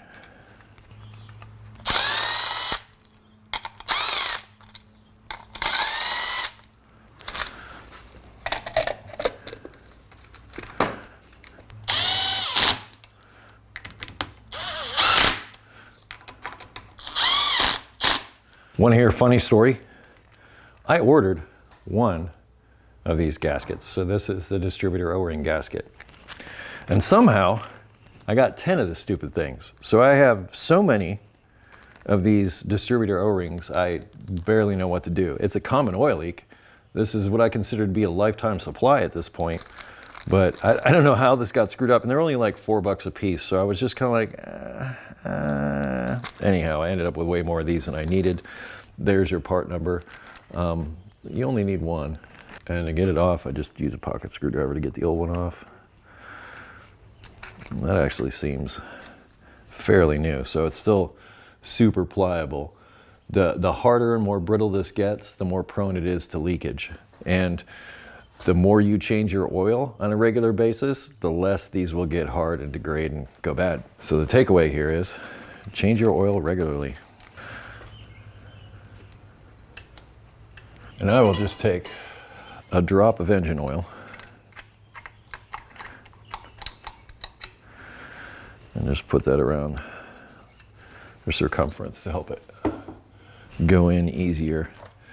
Now you might see that slot, that is the big end. So from here up is the big end and from here down is the small end. So this keyway, as I mentioned, is offset. And when you put it in, if it doesn't go in one way, turn this around 180 degrees and try it again. You can just sort of eyeball where the camshaft is that mates up to this and put it together. Before I put the distributor in, I'm putting this air tube back in, given the difficulty I had getting it out. I'm gonna utilize all the space I can get.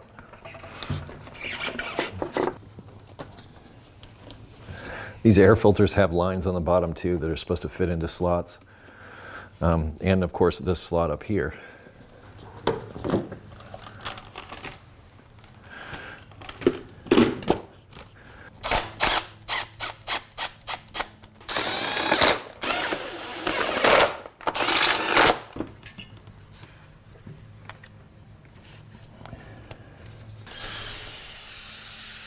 And now for our freshly reconditioned distributor.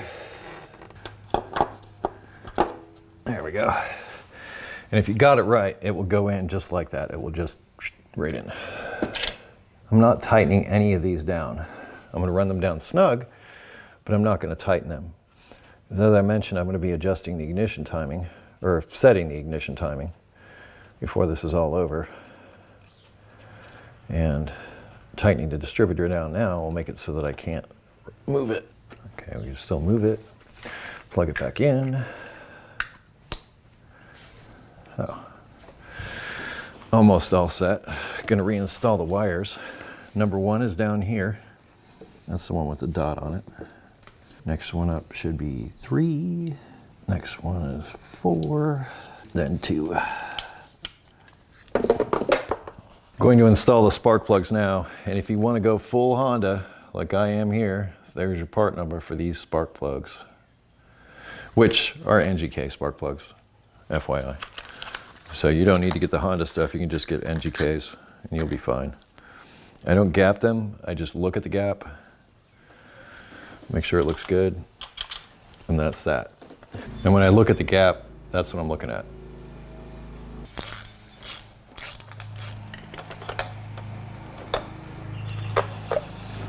I try to pride myself on my spark plug wiring when I can. I'm going to switch gears on you again. This time, I'm going to change the transmission fluid, or, well, as much as you can here. The filter is internal inside of these, and I believe I mentioned earlier in the video that all you need is a 3/8 ratchet, and then it goes inside of this drain plug here.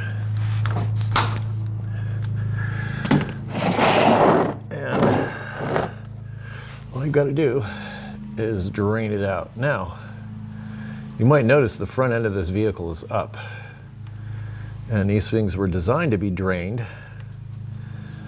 with them level. So what I'm going to do is I'm going to start this draining. Go get that part started, and what you will find is there is metal goo on the magnet on the drain plug. This is normal, do not be alarmed. And just wipe it off and set it aside. New crush washer. I'm pretty sure I've got these somewhere. But while that's draining, I will lift up the back end of the car with the jack, and that will help ensure that I get all of this out, or all that I need to get out, which should be approximately 3 quarts. This is my lift point. There's a hook underneath, and I'm just going to use that to lift the rear of the vehicle. I'm just going to lift it up till it's level.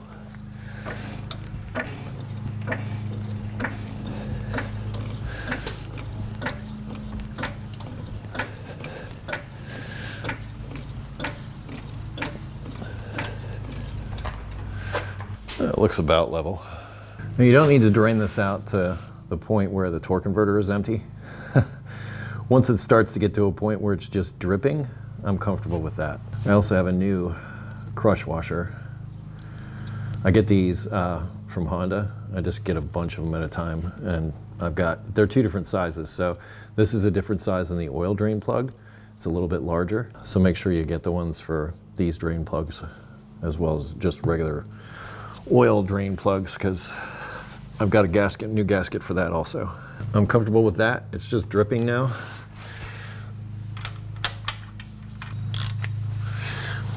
You don't need to super tighten it.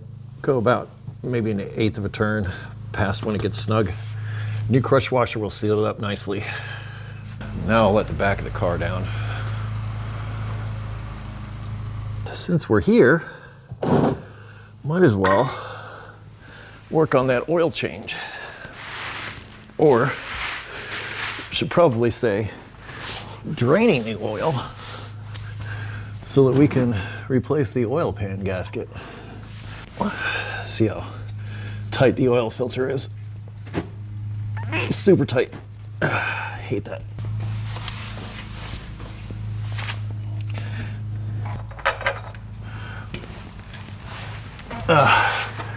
One thing with changing oil filters, make sure that the gasket comes with it. I've had issues in the past where the gasket stayed with the engine block, and when I put the new oil filter on, that made for 2 gaskets, and that will make a big mess. You can trust me on that. It will make a big mess. And when I put oil filters on, once they made up, I just turn them a little bit till they're snug. That way I don't need a wrench to get them off next time. All they need to be is snug. That should be good. And the drain plug should be 17 millimeter, but if you've been to a quick lube, it might be 13 or 14. They're funny like that.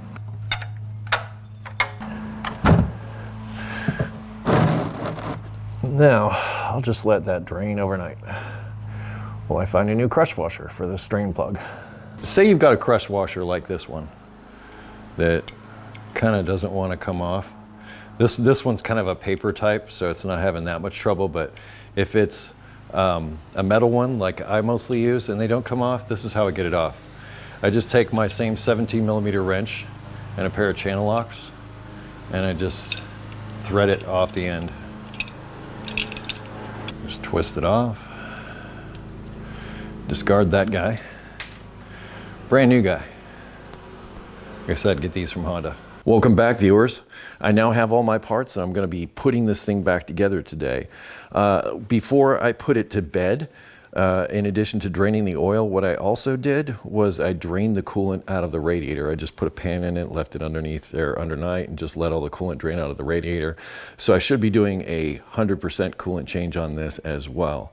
I'm about to do the oil pan gasket, but while I'm down there, you might remember I had some difficulty removing the fasteners to this mid-pipe here. Those 3 fasteners on the top there, one of them wasn't secure, and we had a code for lean exhaust, which that could cause it. So if there's a leak before the O2 sensor, that could cause that P0171 code. I'm going to do a couple of things. I'm going to do a thread chasing on all the studs on the bottom of the exhaust manifold, but also over here, I'm going to run a thread chaser through all the fasteners. So these are the 3 fasteners here. So I'm running thread chasers through, and these are thread chasers. So they're not taps. These are not designed to cut threads. They're designed to clean threads. And this is the set here. I'm finding I'm using this more and more with my quote unquote restoration work, or just in general. Whenever you're working on rusty stuff, it's really nice to have this. Like I said, it's not a tap, so it's not destructive. Sometimes if you run a tap through rusty threads, not only do you clean the threads, but you also make them larger, and they don't secure as well. But these are designed, like I said, just to clean rust and gunk and everything out of them, and that's what we're doing here. I'm gonna also go over all 3 studs on this B pipe. 10 by 1.25 is what this is.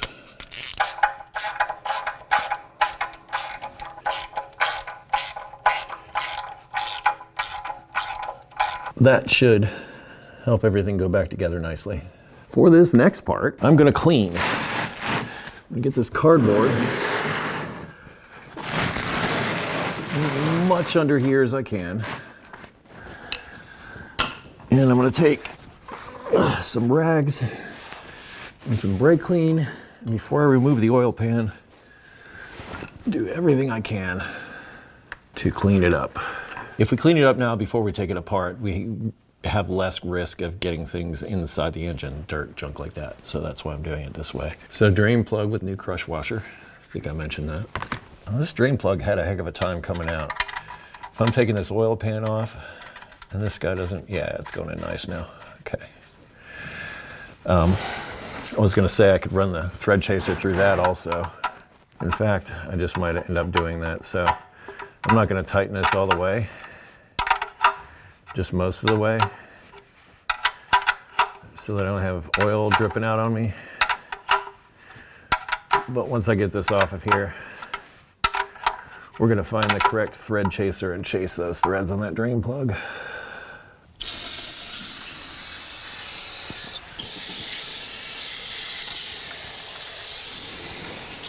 And this is why the cardboard is underneath it, because you will make a mess. Be prepared. And I'm not so much going for hospital clean here. I'm more going for, I want to be able to check and make sure or verify that I've fixed leaks, so long as the area between the gasket is good. I mean, sure, if it's like a bunch of chunky stuff, I'm going to clean the oil pan more once I get it off. But again, I'm doing this so that I avoid getting junk inside the engine. I recommend using non-chlorinated brake cleaner, especially when you're laying down like this. You will get inundated with fumes that are not good for you. I also have a screwdriver to get some of the big chunks. Bet you didn't even know there was a VIN tag there.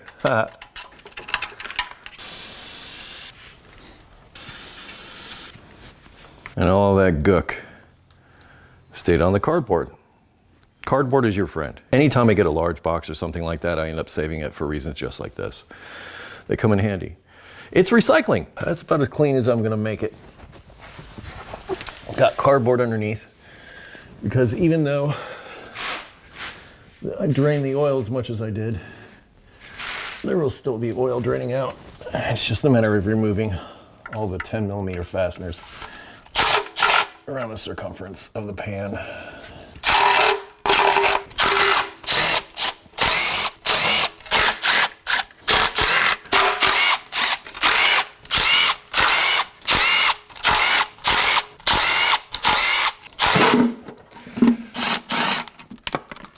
Now,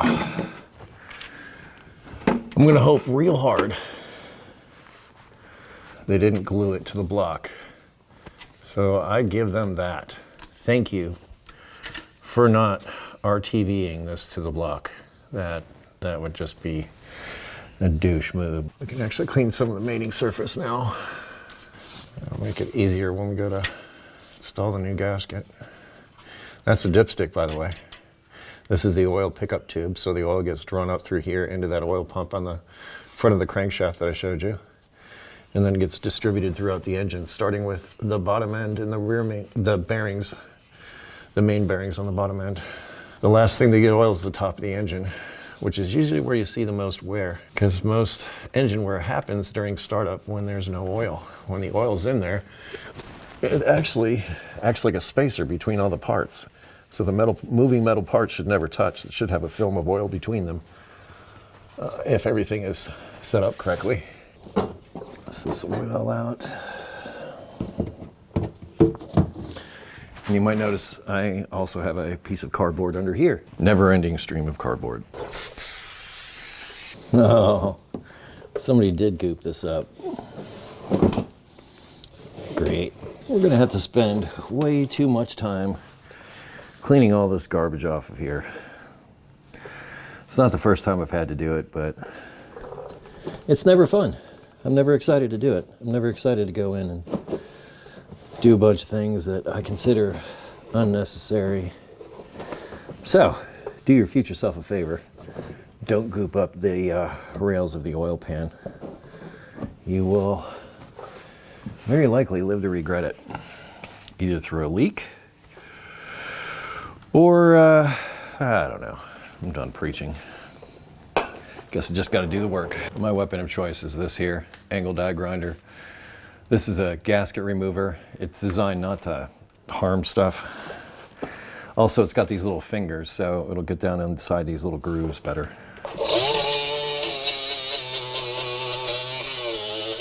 So you want to avoid a sanding disc like this, because that can put gritty stuff down in the oil pan. Number one takeaway with this is don't put any goop where the gasket goes, because somebody's going to have to clean that up at some point, and it could be you. Let's see if we can get this drain plug sorted. Just don't like the way the threads feel. So I'm going to impact them in, just like they do at the Quick Lube. I'm pretty sure this one's 14. Yeah, 14 by 1.5 is what this guy is.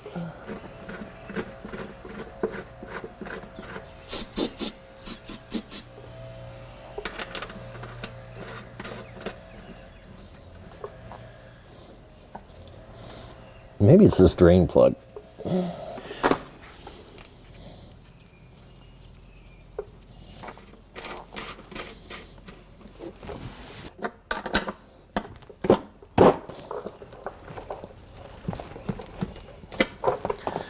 Here's the gasket that I chose.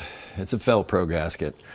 It's similar to the other one, however, it might be better. And I look at all these metal discs in here. Part of the reason that these don't seal well in my mind is because they're so thick. And when you tighten the fasteners, it can deform everything. In fact, I think that's why these two little other holes are on the outside here to help locate everything and keep everything into place. This also looks like it has like a metal inside to it insert, which I think will also be helpful. The main thing, don't use any sealant. Let the gasket do the job. Okay, I'm liking this gasket because it's actually better than OE. Like I said, it's got metal on the inside of it. If it seals, we should be good to go. It also has these little, these help hold everything in place while you put it all together.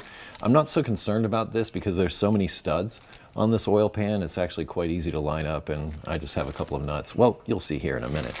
Anyhow, I'm pretty happy with this gasket. Let's see, it should be going on like that, I think. Yeah. Boom.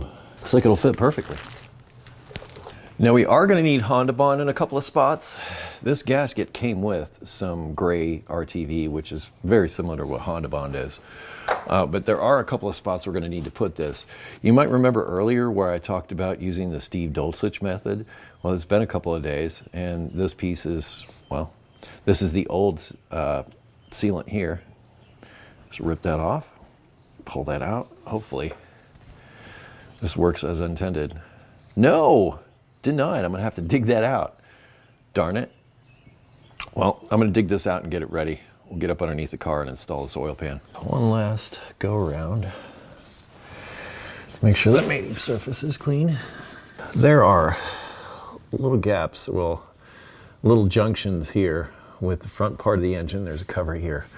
So there's a seam here, same in the back. There's a seam here and a seam here. On those, oops, on those seams, just a little dab of Honda Bond. And actually it wasn't as difficult to clean up and get what I needed from this as I thought it would be. Here's a closer look at where I put that Honda Bond. Grab a couple of the nuts. That's the easiest way to do it in my experience. And just one last look, make sure everything is where it's supposed to be.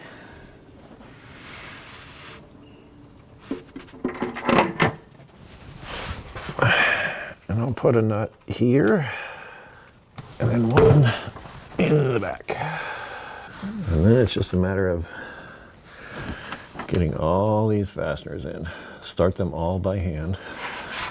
I'm gonna run these down with this impact, but I'm not gonna tighten them. I'm just gonna snug everything down to save myself some spin. I'm gonna tighten everything from the middle out. So I'm going to start with the middle fasteners, and then I'm going to sort of go on an X pattern and then tighten further and further out towards the ends. That way it all gets applied on there evenly. And the middle ones are the nuts.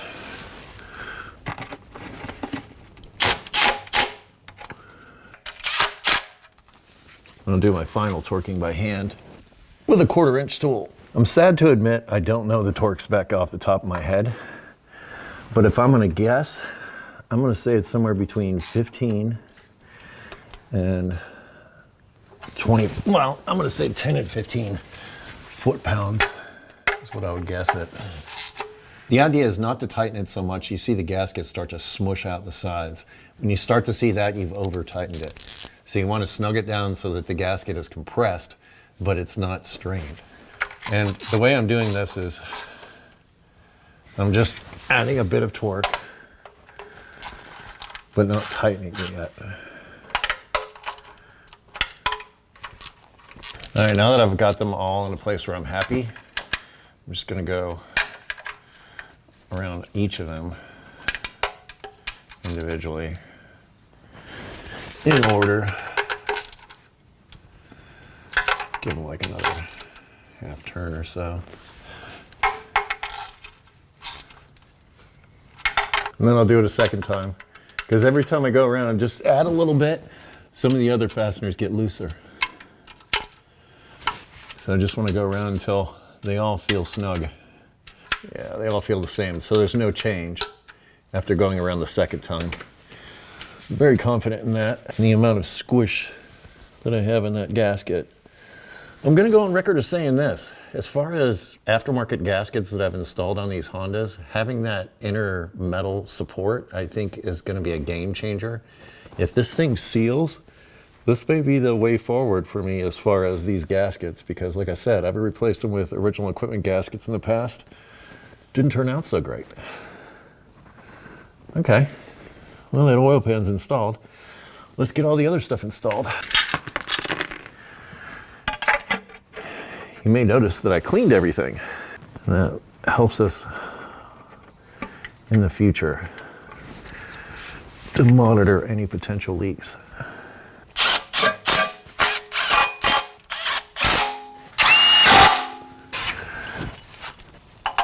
There's long and a short to these. The short goes up front, and I will tighten the 12s going to the block before the 14 going to the transmission.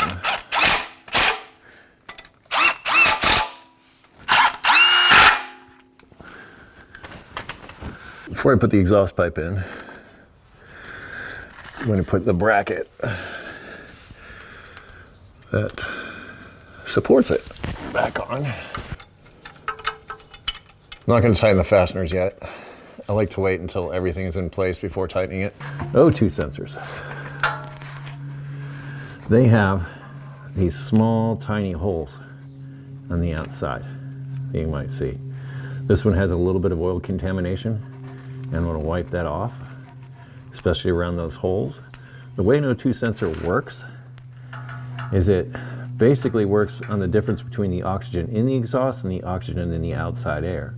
The outside air oxygen comes in these little holes, so these holes are critical to the sensor's operation. And remember, we had a check engine light code for a lean code. Not saying that this is what caused it, but know that those holes are important to the operation of the O2 sensor. So keep them clean.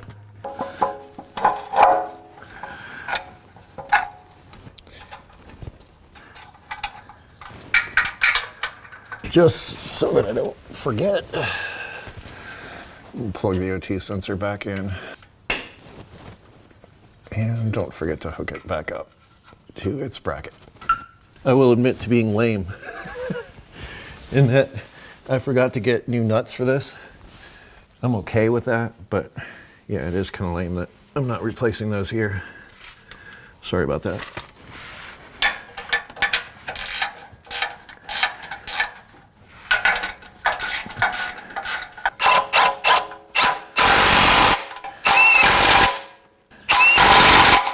Those are now seated all the way down. They were not before. That could have caused that lean code. Let's get that bracket tightened down.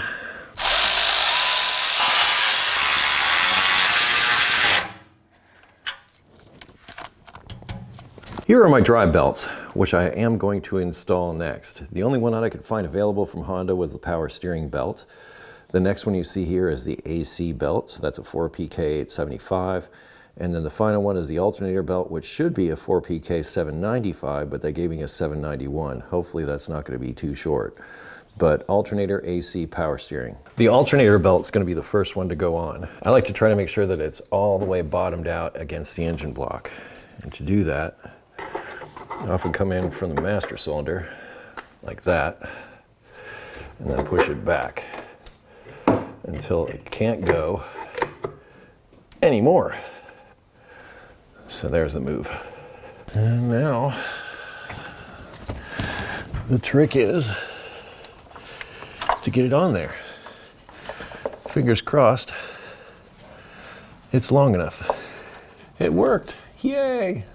Alternator belt's on. And you may remember that I let this mount off so that we could do this. Put that guy on there. That's all we need for now. And put this guy back on.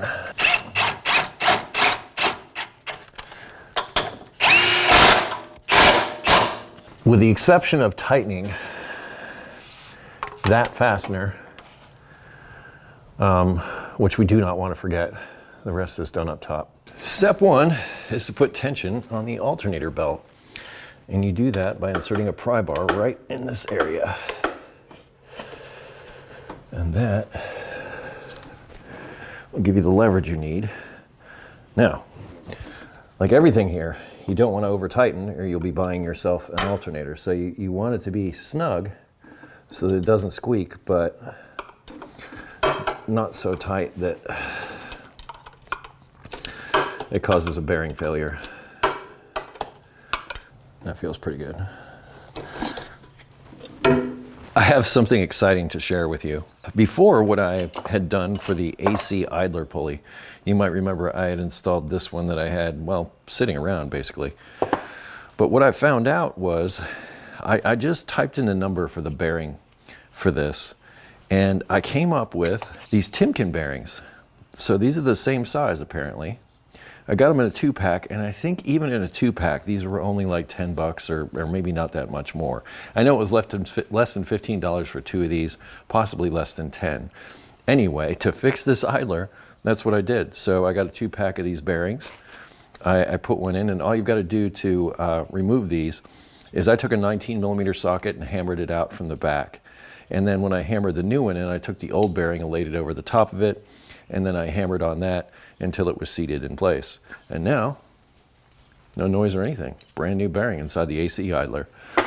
And just to, for clarity here, there's a large diameter washer, and you can sort of see by the witness marks that this is how this part goes together. That goes through this side right here. So that goes through like that. Then on the other side, the next thing you have is the washer, and then the outer piece like this. And then all of that has the bolt that goes through like that to the inside of the tension arm here. Didn't mean for that to happen, sorry. Rotates nicely. Ready to install on the vehicle now. But setting the tension, do it by hand.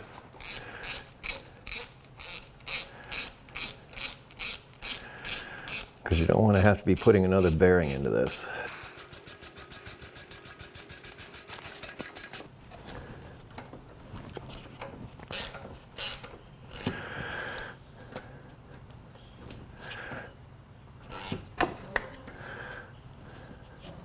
I'm going to stop there because you might notice that when I tighten this part, it gets a little tighter.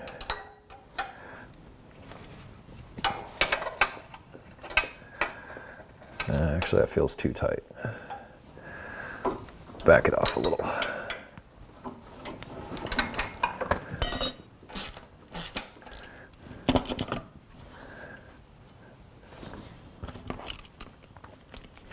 This is tricky. I put a lot of bearings in those AC idlers. And not just because of other people either. Sometimes because of me. Because I went too tight. But now you know a cheap way to fix it. You're welcome. Okay, forget the lock nut. Feels good. And this doesn't need a whole lot of torque. Just a little, just to snug it. Keep it from moving around. Now for that final belt. These two 12 millimeters that go into the back of this are, I believe, the same length? Yeah, they're the same length.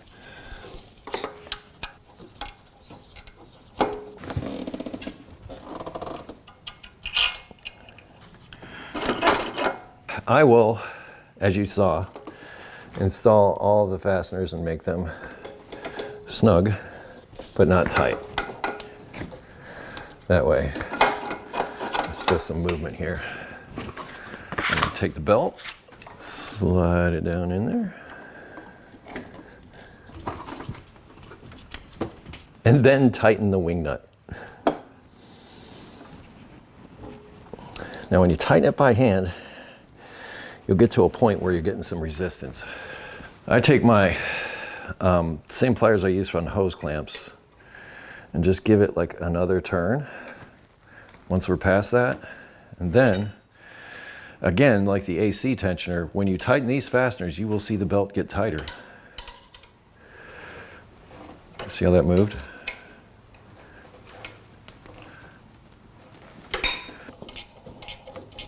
That's power steering belt installed and the timing belt pretty much done. Don't want to forget this bracket. Do not forget to tighten this 14 millimeter fastener on the alternator. The nut will go away, then the bolt will go away, and it's a special bolt. Don't ask me how I know. And then while we're here, do another quick check of belt tension. Everything looks good. Gonna go for a bit of a bonus round here. This is the idle air control valve. And it's held on with two 12 millimeter fasteners. Now there are coolant hoses going into the bottom of it. Don't worry about those. Just remove these two 12s. And I may have already done this, so I may not be showing you anything new here on this car, but this is one of those things that helps you get a really nice smooth idle. Like if you've gone through the trouble to do a valve adjustment and you put a brand new timing belt on, that goes a long way toward giving you a smooth idle, especially if the valve adjustment's good. But this, like I said, is the idle air control valve, and yes, I've already been here. But what you'll see is you'll see a screen right here on this side, and that'll get clogged up with some black gook. I take some carburetor cleaner, so here's some carbon choke cleaner, and I'll spray the inside of this valve and make sure that screen is clear. And just doing that will help smooth out the idle, because it's airflow. If that screen is clogged up with gook, it's not going to be able to flow air as well. It's a stepper motor. It opens and closes, and basically is a controlled vacuum leak that will allow the engine to idle. Normally during a major service like this, I would also be replacing the brake fluid. I'll take a turkey baster, I'll suck out everything that's in the master cylinder, refill it with new stuff, then I'll hook up my pressure bleeder, and that will allow me to go around to each one of the wheels and bleed the brake fluid out there. That will change the brake fluid. So 30-ish thousand miles for that. I'm also, almost forgot to do this. Hook that power steering reservoir back up.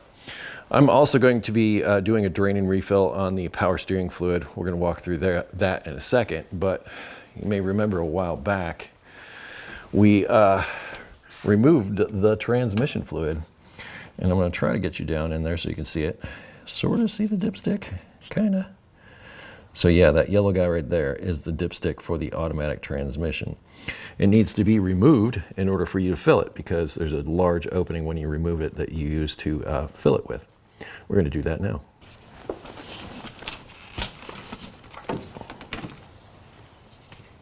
It's like a giant drain plug on the end of it. Well, we'll call it a fill plug. I have an extension for my funnel that's perfect for stuff just like this. And if it's a manual transmission, I actually have a little metal 90-degree elbow on the end of it. And that way I can just sort of slip it in the side of the transmission from up here and fill it from up here, which is so much easier.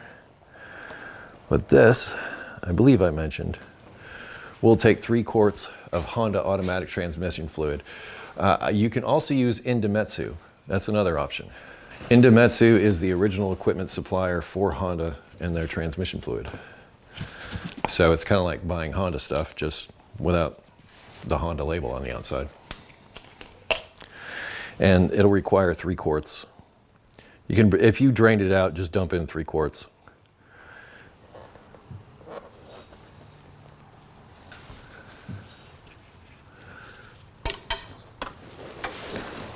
And that's the transmission fluid sorted. I don't know if those dipsticks are available.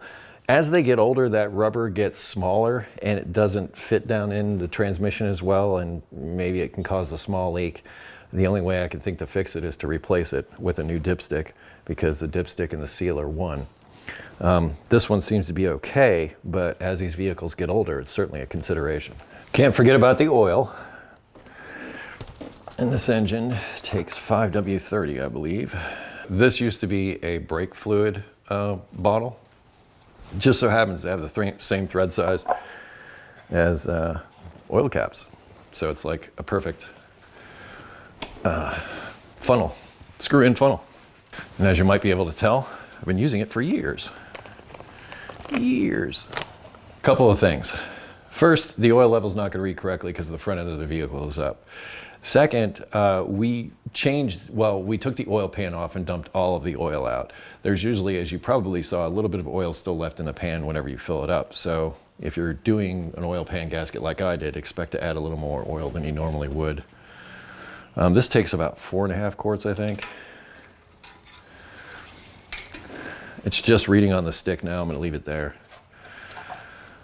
until I can start it up, run it, and then I'll recheck it. Before I do the power steering, I'm going to fix this real quick. This is the hose that goes to the rear washer, and it goes back in through the firewall, back along the driver's rocker, and all the way back anyway. It has been, as you can see, damaged. So I'm going to repair this for him now. Almost looks like this was chewed. Rather than trying to, well, like work to get this off of here, I often do this with older hoses, is I'll just cut them. So just put a slice right down the middle. And then you can open it up, peel it away like an orange. Boom. I have a bunch of these and some black ones also. That's what I'm using. I also have some windshield washer tubing. So this tubing isn't thick enough for the stuff that I have. That guy's fixed.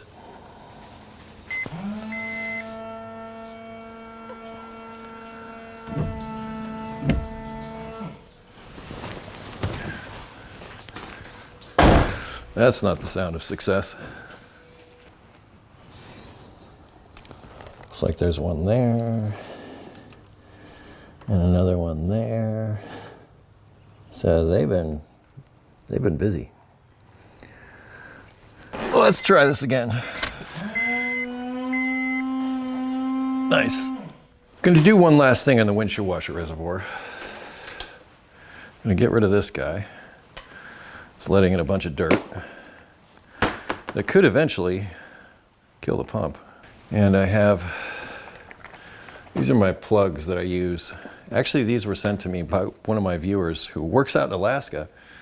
And whenever he works on hydraulic systems and diesels, he uses these. So I found one of these plugs, fits right in there perfect. So that'll work great to keep the dirt and the junk out. And as long as we're here. I've discovered windshield washer tabs recently. Did a short video about it. I don't know if I'd be using them in the winter, but I think in the summer you'd be just fine. This is my John Dow Industries fluid extractor, and it works off of compressed air. You plug it in here, and then you turn this little lever, and that opens the air pressure and creates a vacuum and allows it to draw fluid out of things. I will link tools and parts and all that stuff in the description, but at first I wasn't necessarily into this, but after using it a few times, I freaking love it. Fluid extraction is the way to go. It helps keep the messes and stuff off your floor. I can't say enough good things about it.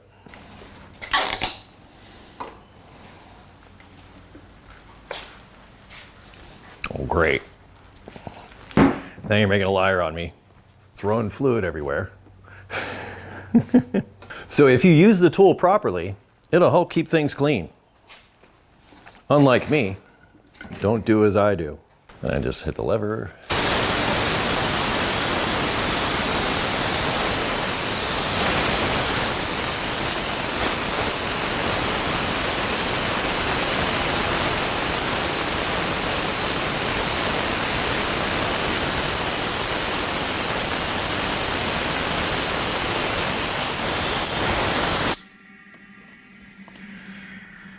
And that's it.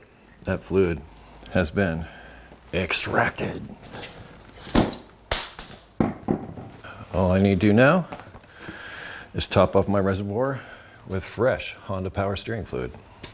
Yes, there's still some in the system, but this is the majority of what's in the system. So I feel confident in calling this a fluid change.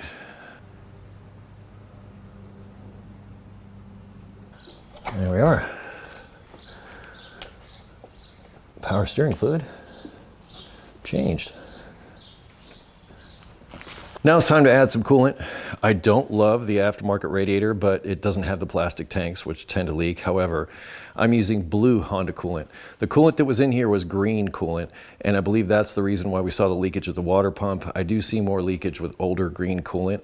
Honda switched to a blue coolant that uses less sulfates, I think, in it, that works better, that doesn't eat away at those seals. So I will be installing a Honda coolant today.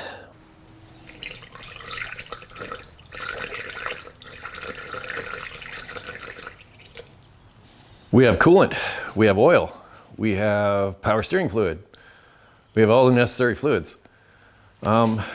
We should start it up, see if it runs. What do you say? I'm game.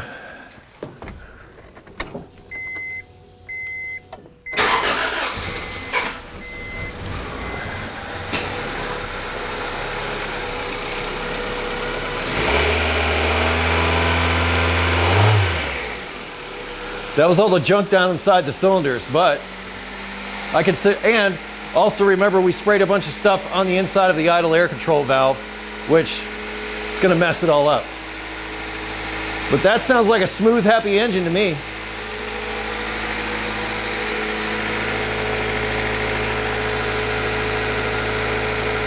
Very smooth, happy engine. No leaks or anything that I can see either. Everything looks great. No check engine lights, which is awesome. Love that. Now I'm going to bleed the air from the cooling system, and to do that, turn the fan off, turn the temperature all the way to hot. Now I'm going to raise the idle to about 2,500 RPM, and I'm going to hold it there until the cooling fans come on. Once the cooling fans come on, I can stop. I know that all the coolant has circulated through it, and I'm done bleeding the air out.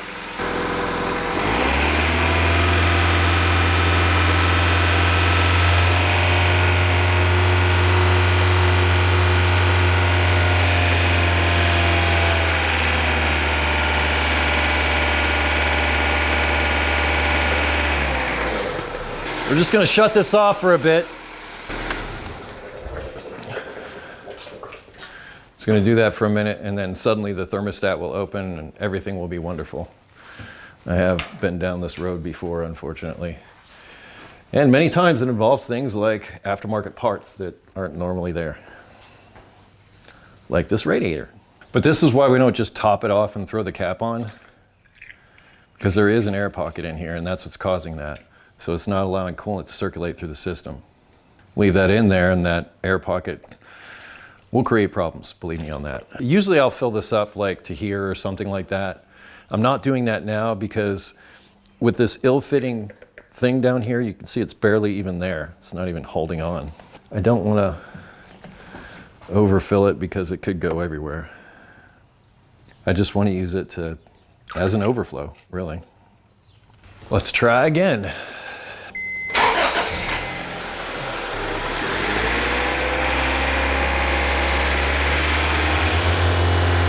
Thermostat's open now. The lower radiator hose is warm. When the thermostat opens, it'll be warm. If it's closed, it'll still be cold.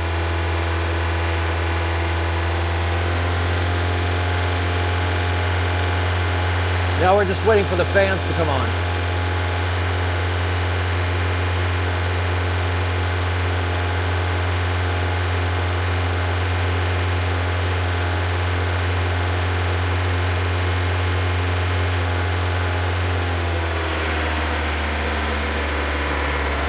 There we go.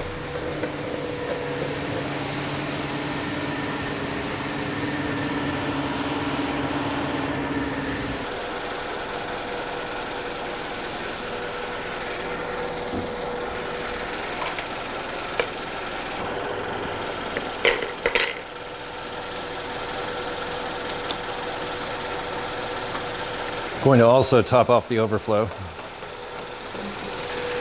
which looks like it still has some green coolant in it. So we're going to get rid of this and I'm going to fill it up with the blue stuff.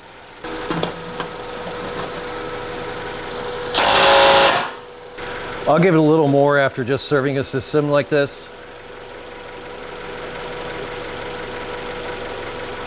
Just because I have a feeling that it's probably going to use it.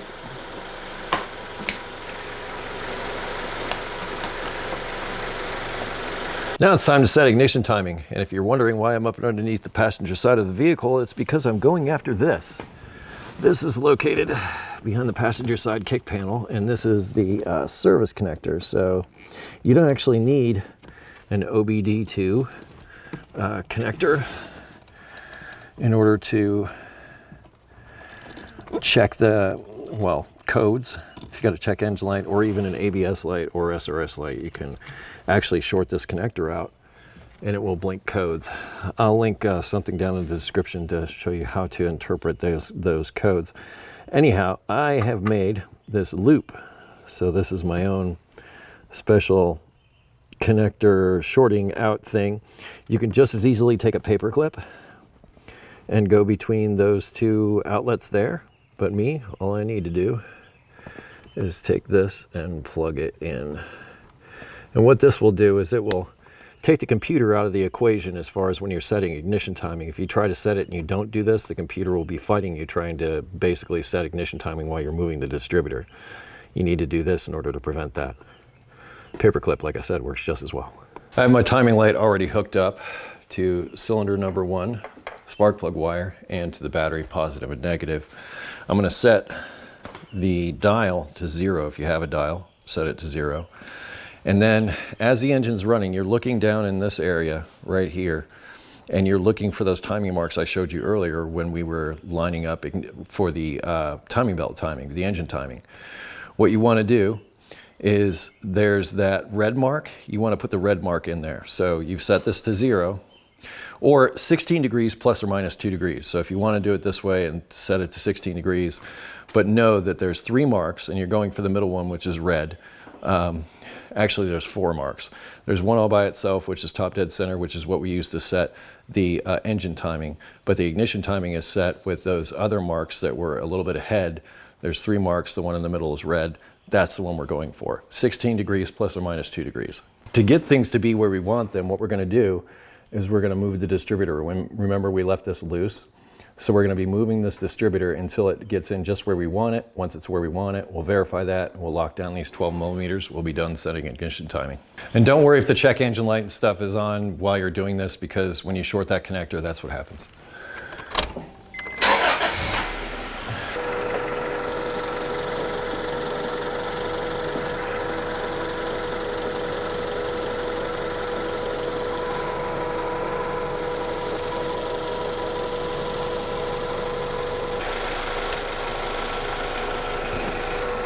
Nail it. And no, I don't want to forget those other 2 fasteners. That pretty much wraps things up. I am doing rear brake pads on this car, but I'm not going to cover that in this video. I have another video where I've covered the same thing, so I'm not going to cover it today. But we'll drop back in after I complete that and take it out for a test drive and see how well it runs. Here's a bit of bonus content for you. If you want to make your throttle response better on one of these older vehicles that has a throttle cable, now I've already done it on this vehicle, so I actually did it before I sold it. But this throttle cable tension can actually be adjusted right here. There's 2 12mm fasteners, and all you've got to do is come in and loosen both of them. So loosen this one and loosen this one. And what I do is, while they're loose, is I will pull the cable taut and I will run the lock nut down, and I'll see what the cable tension is. Now, this is perfectly tensed, for lack of a better word, in my opinion. So there's still a little bit of slack, but it's got like a little bit of a really loose guitar string feel to it. So you can't like tighten it all the way, because that'll actually open the throttle partly, cause TPS issues, all that kind of thing. So you've got to leave some slack, but you can take out as much slack as you can, and by doing that, you will give yourself better throttle response. You're welcome. The first startup of this car was a little shaky because of all the junk inside the engine. I thought I would give you a first startup that was clean. So this is next day. It's been sitting overnight. I'm about to take it on a test drive. I've just finished the rear brake pad replacement. So we're starting it up for the first time after sitting overnight. Let's see how it does. Ooh, starts right up. Very smooth right out of the gate. No noises, no rattling, no nothing. Let's take it out for a test drive. Well, viewers, I have to say, on my test drive here, it's come up to temperature very nicely. It's riding very nicely. It's shifting very nicely. It's awesome. You know, for a 25-year-old car, this thing is solid, really solid.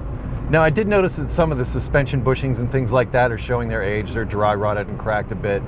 And I've talked to the owner about this, and actually he's talking about coming back and having that work done. So we may be doing a reconditioning of a suspension on this car at some point. But the owners really do love this car, and I'm very happy about that. And for a brief history about this particular car, it used to be mine. I bought it as a parts car for my Type R to get some of those little bits, little plastic parts that are almost impossible to find. Well, I was able to find some of those on this car. And when I was done with it, I turned it around, put it back together, and I sold it.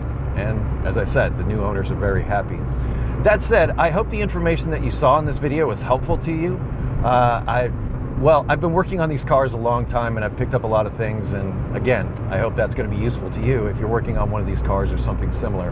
Parts, tools, additional information, all linked down in the description, so if you have questions, check the description. It's very likely you'll have a link there. Also, if you have questions that weren't covered in this video, I ask that you head to EricTheCarGuy.com. That will also be linked down in the description. So check the description for additional info. Thank you so much for watching today. Be safe, have fun, stay dirty. I'll see you next time. Bye.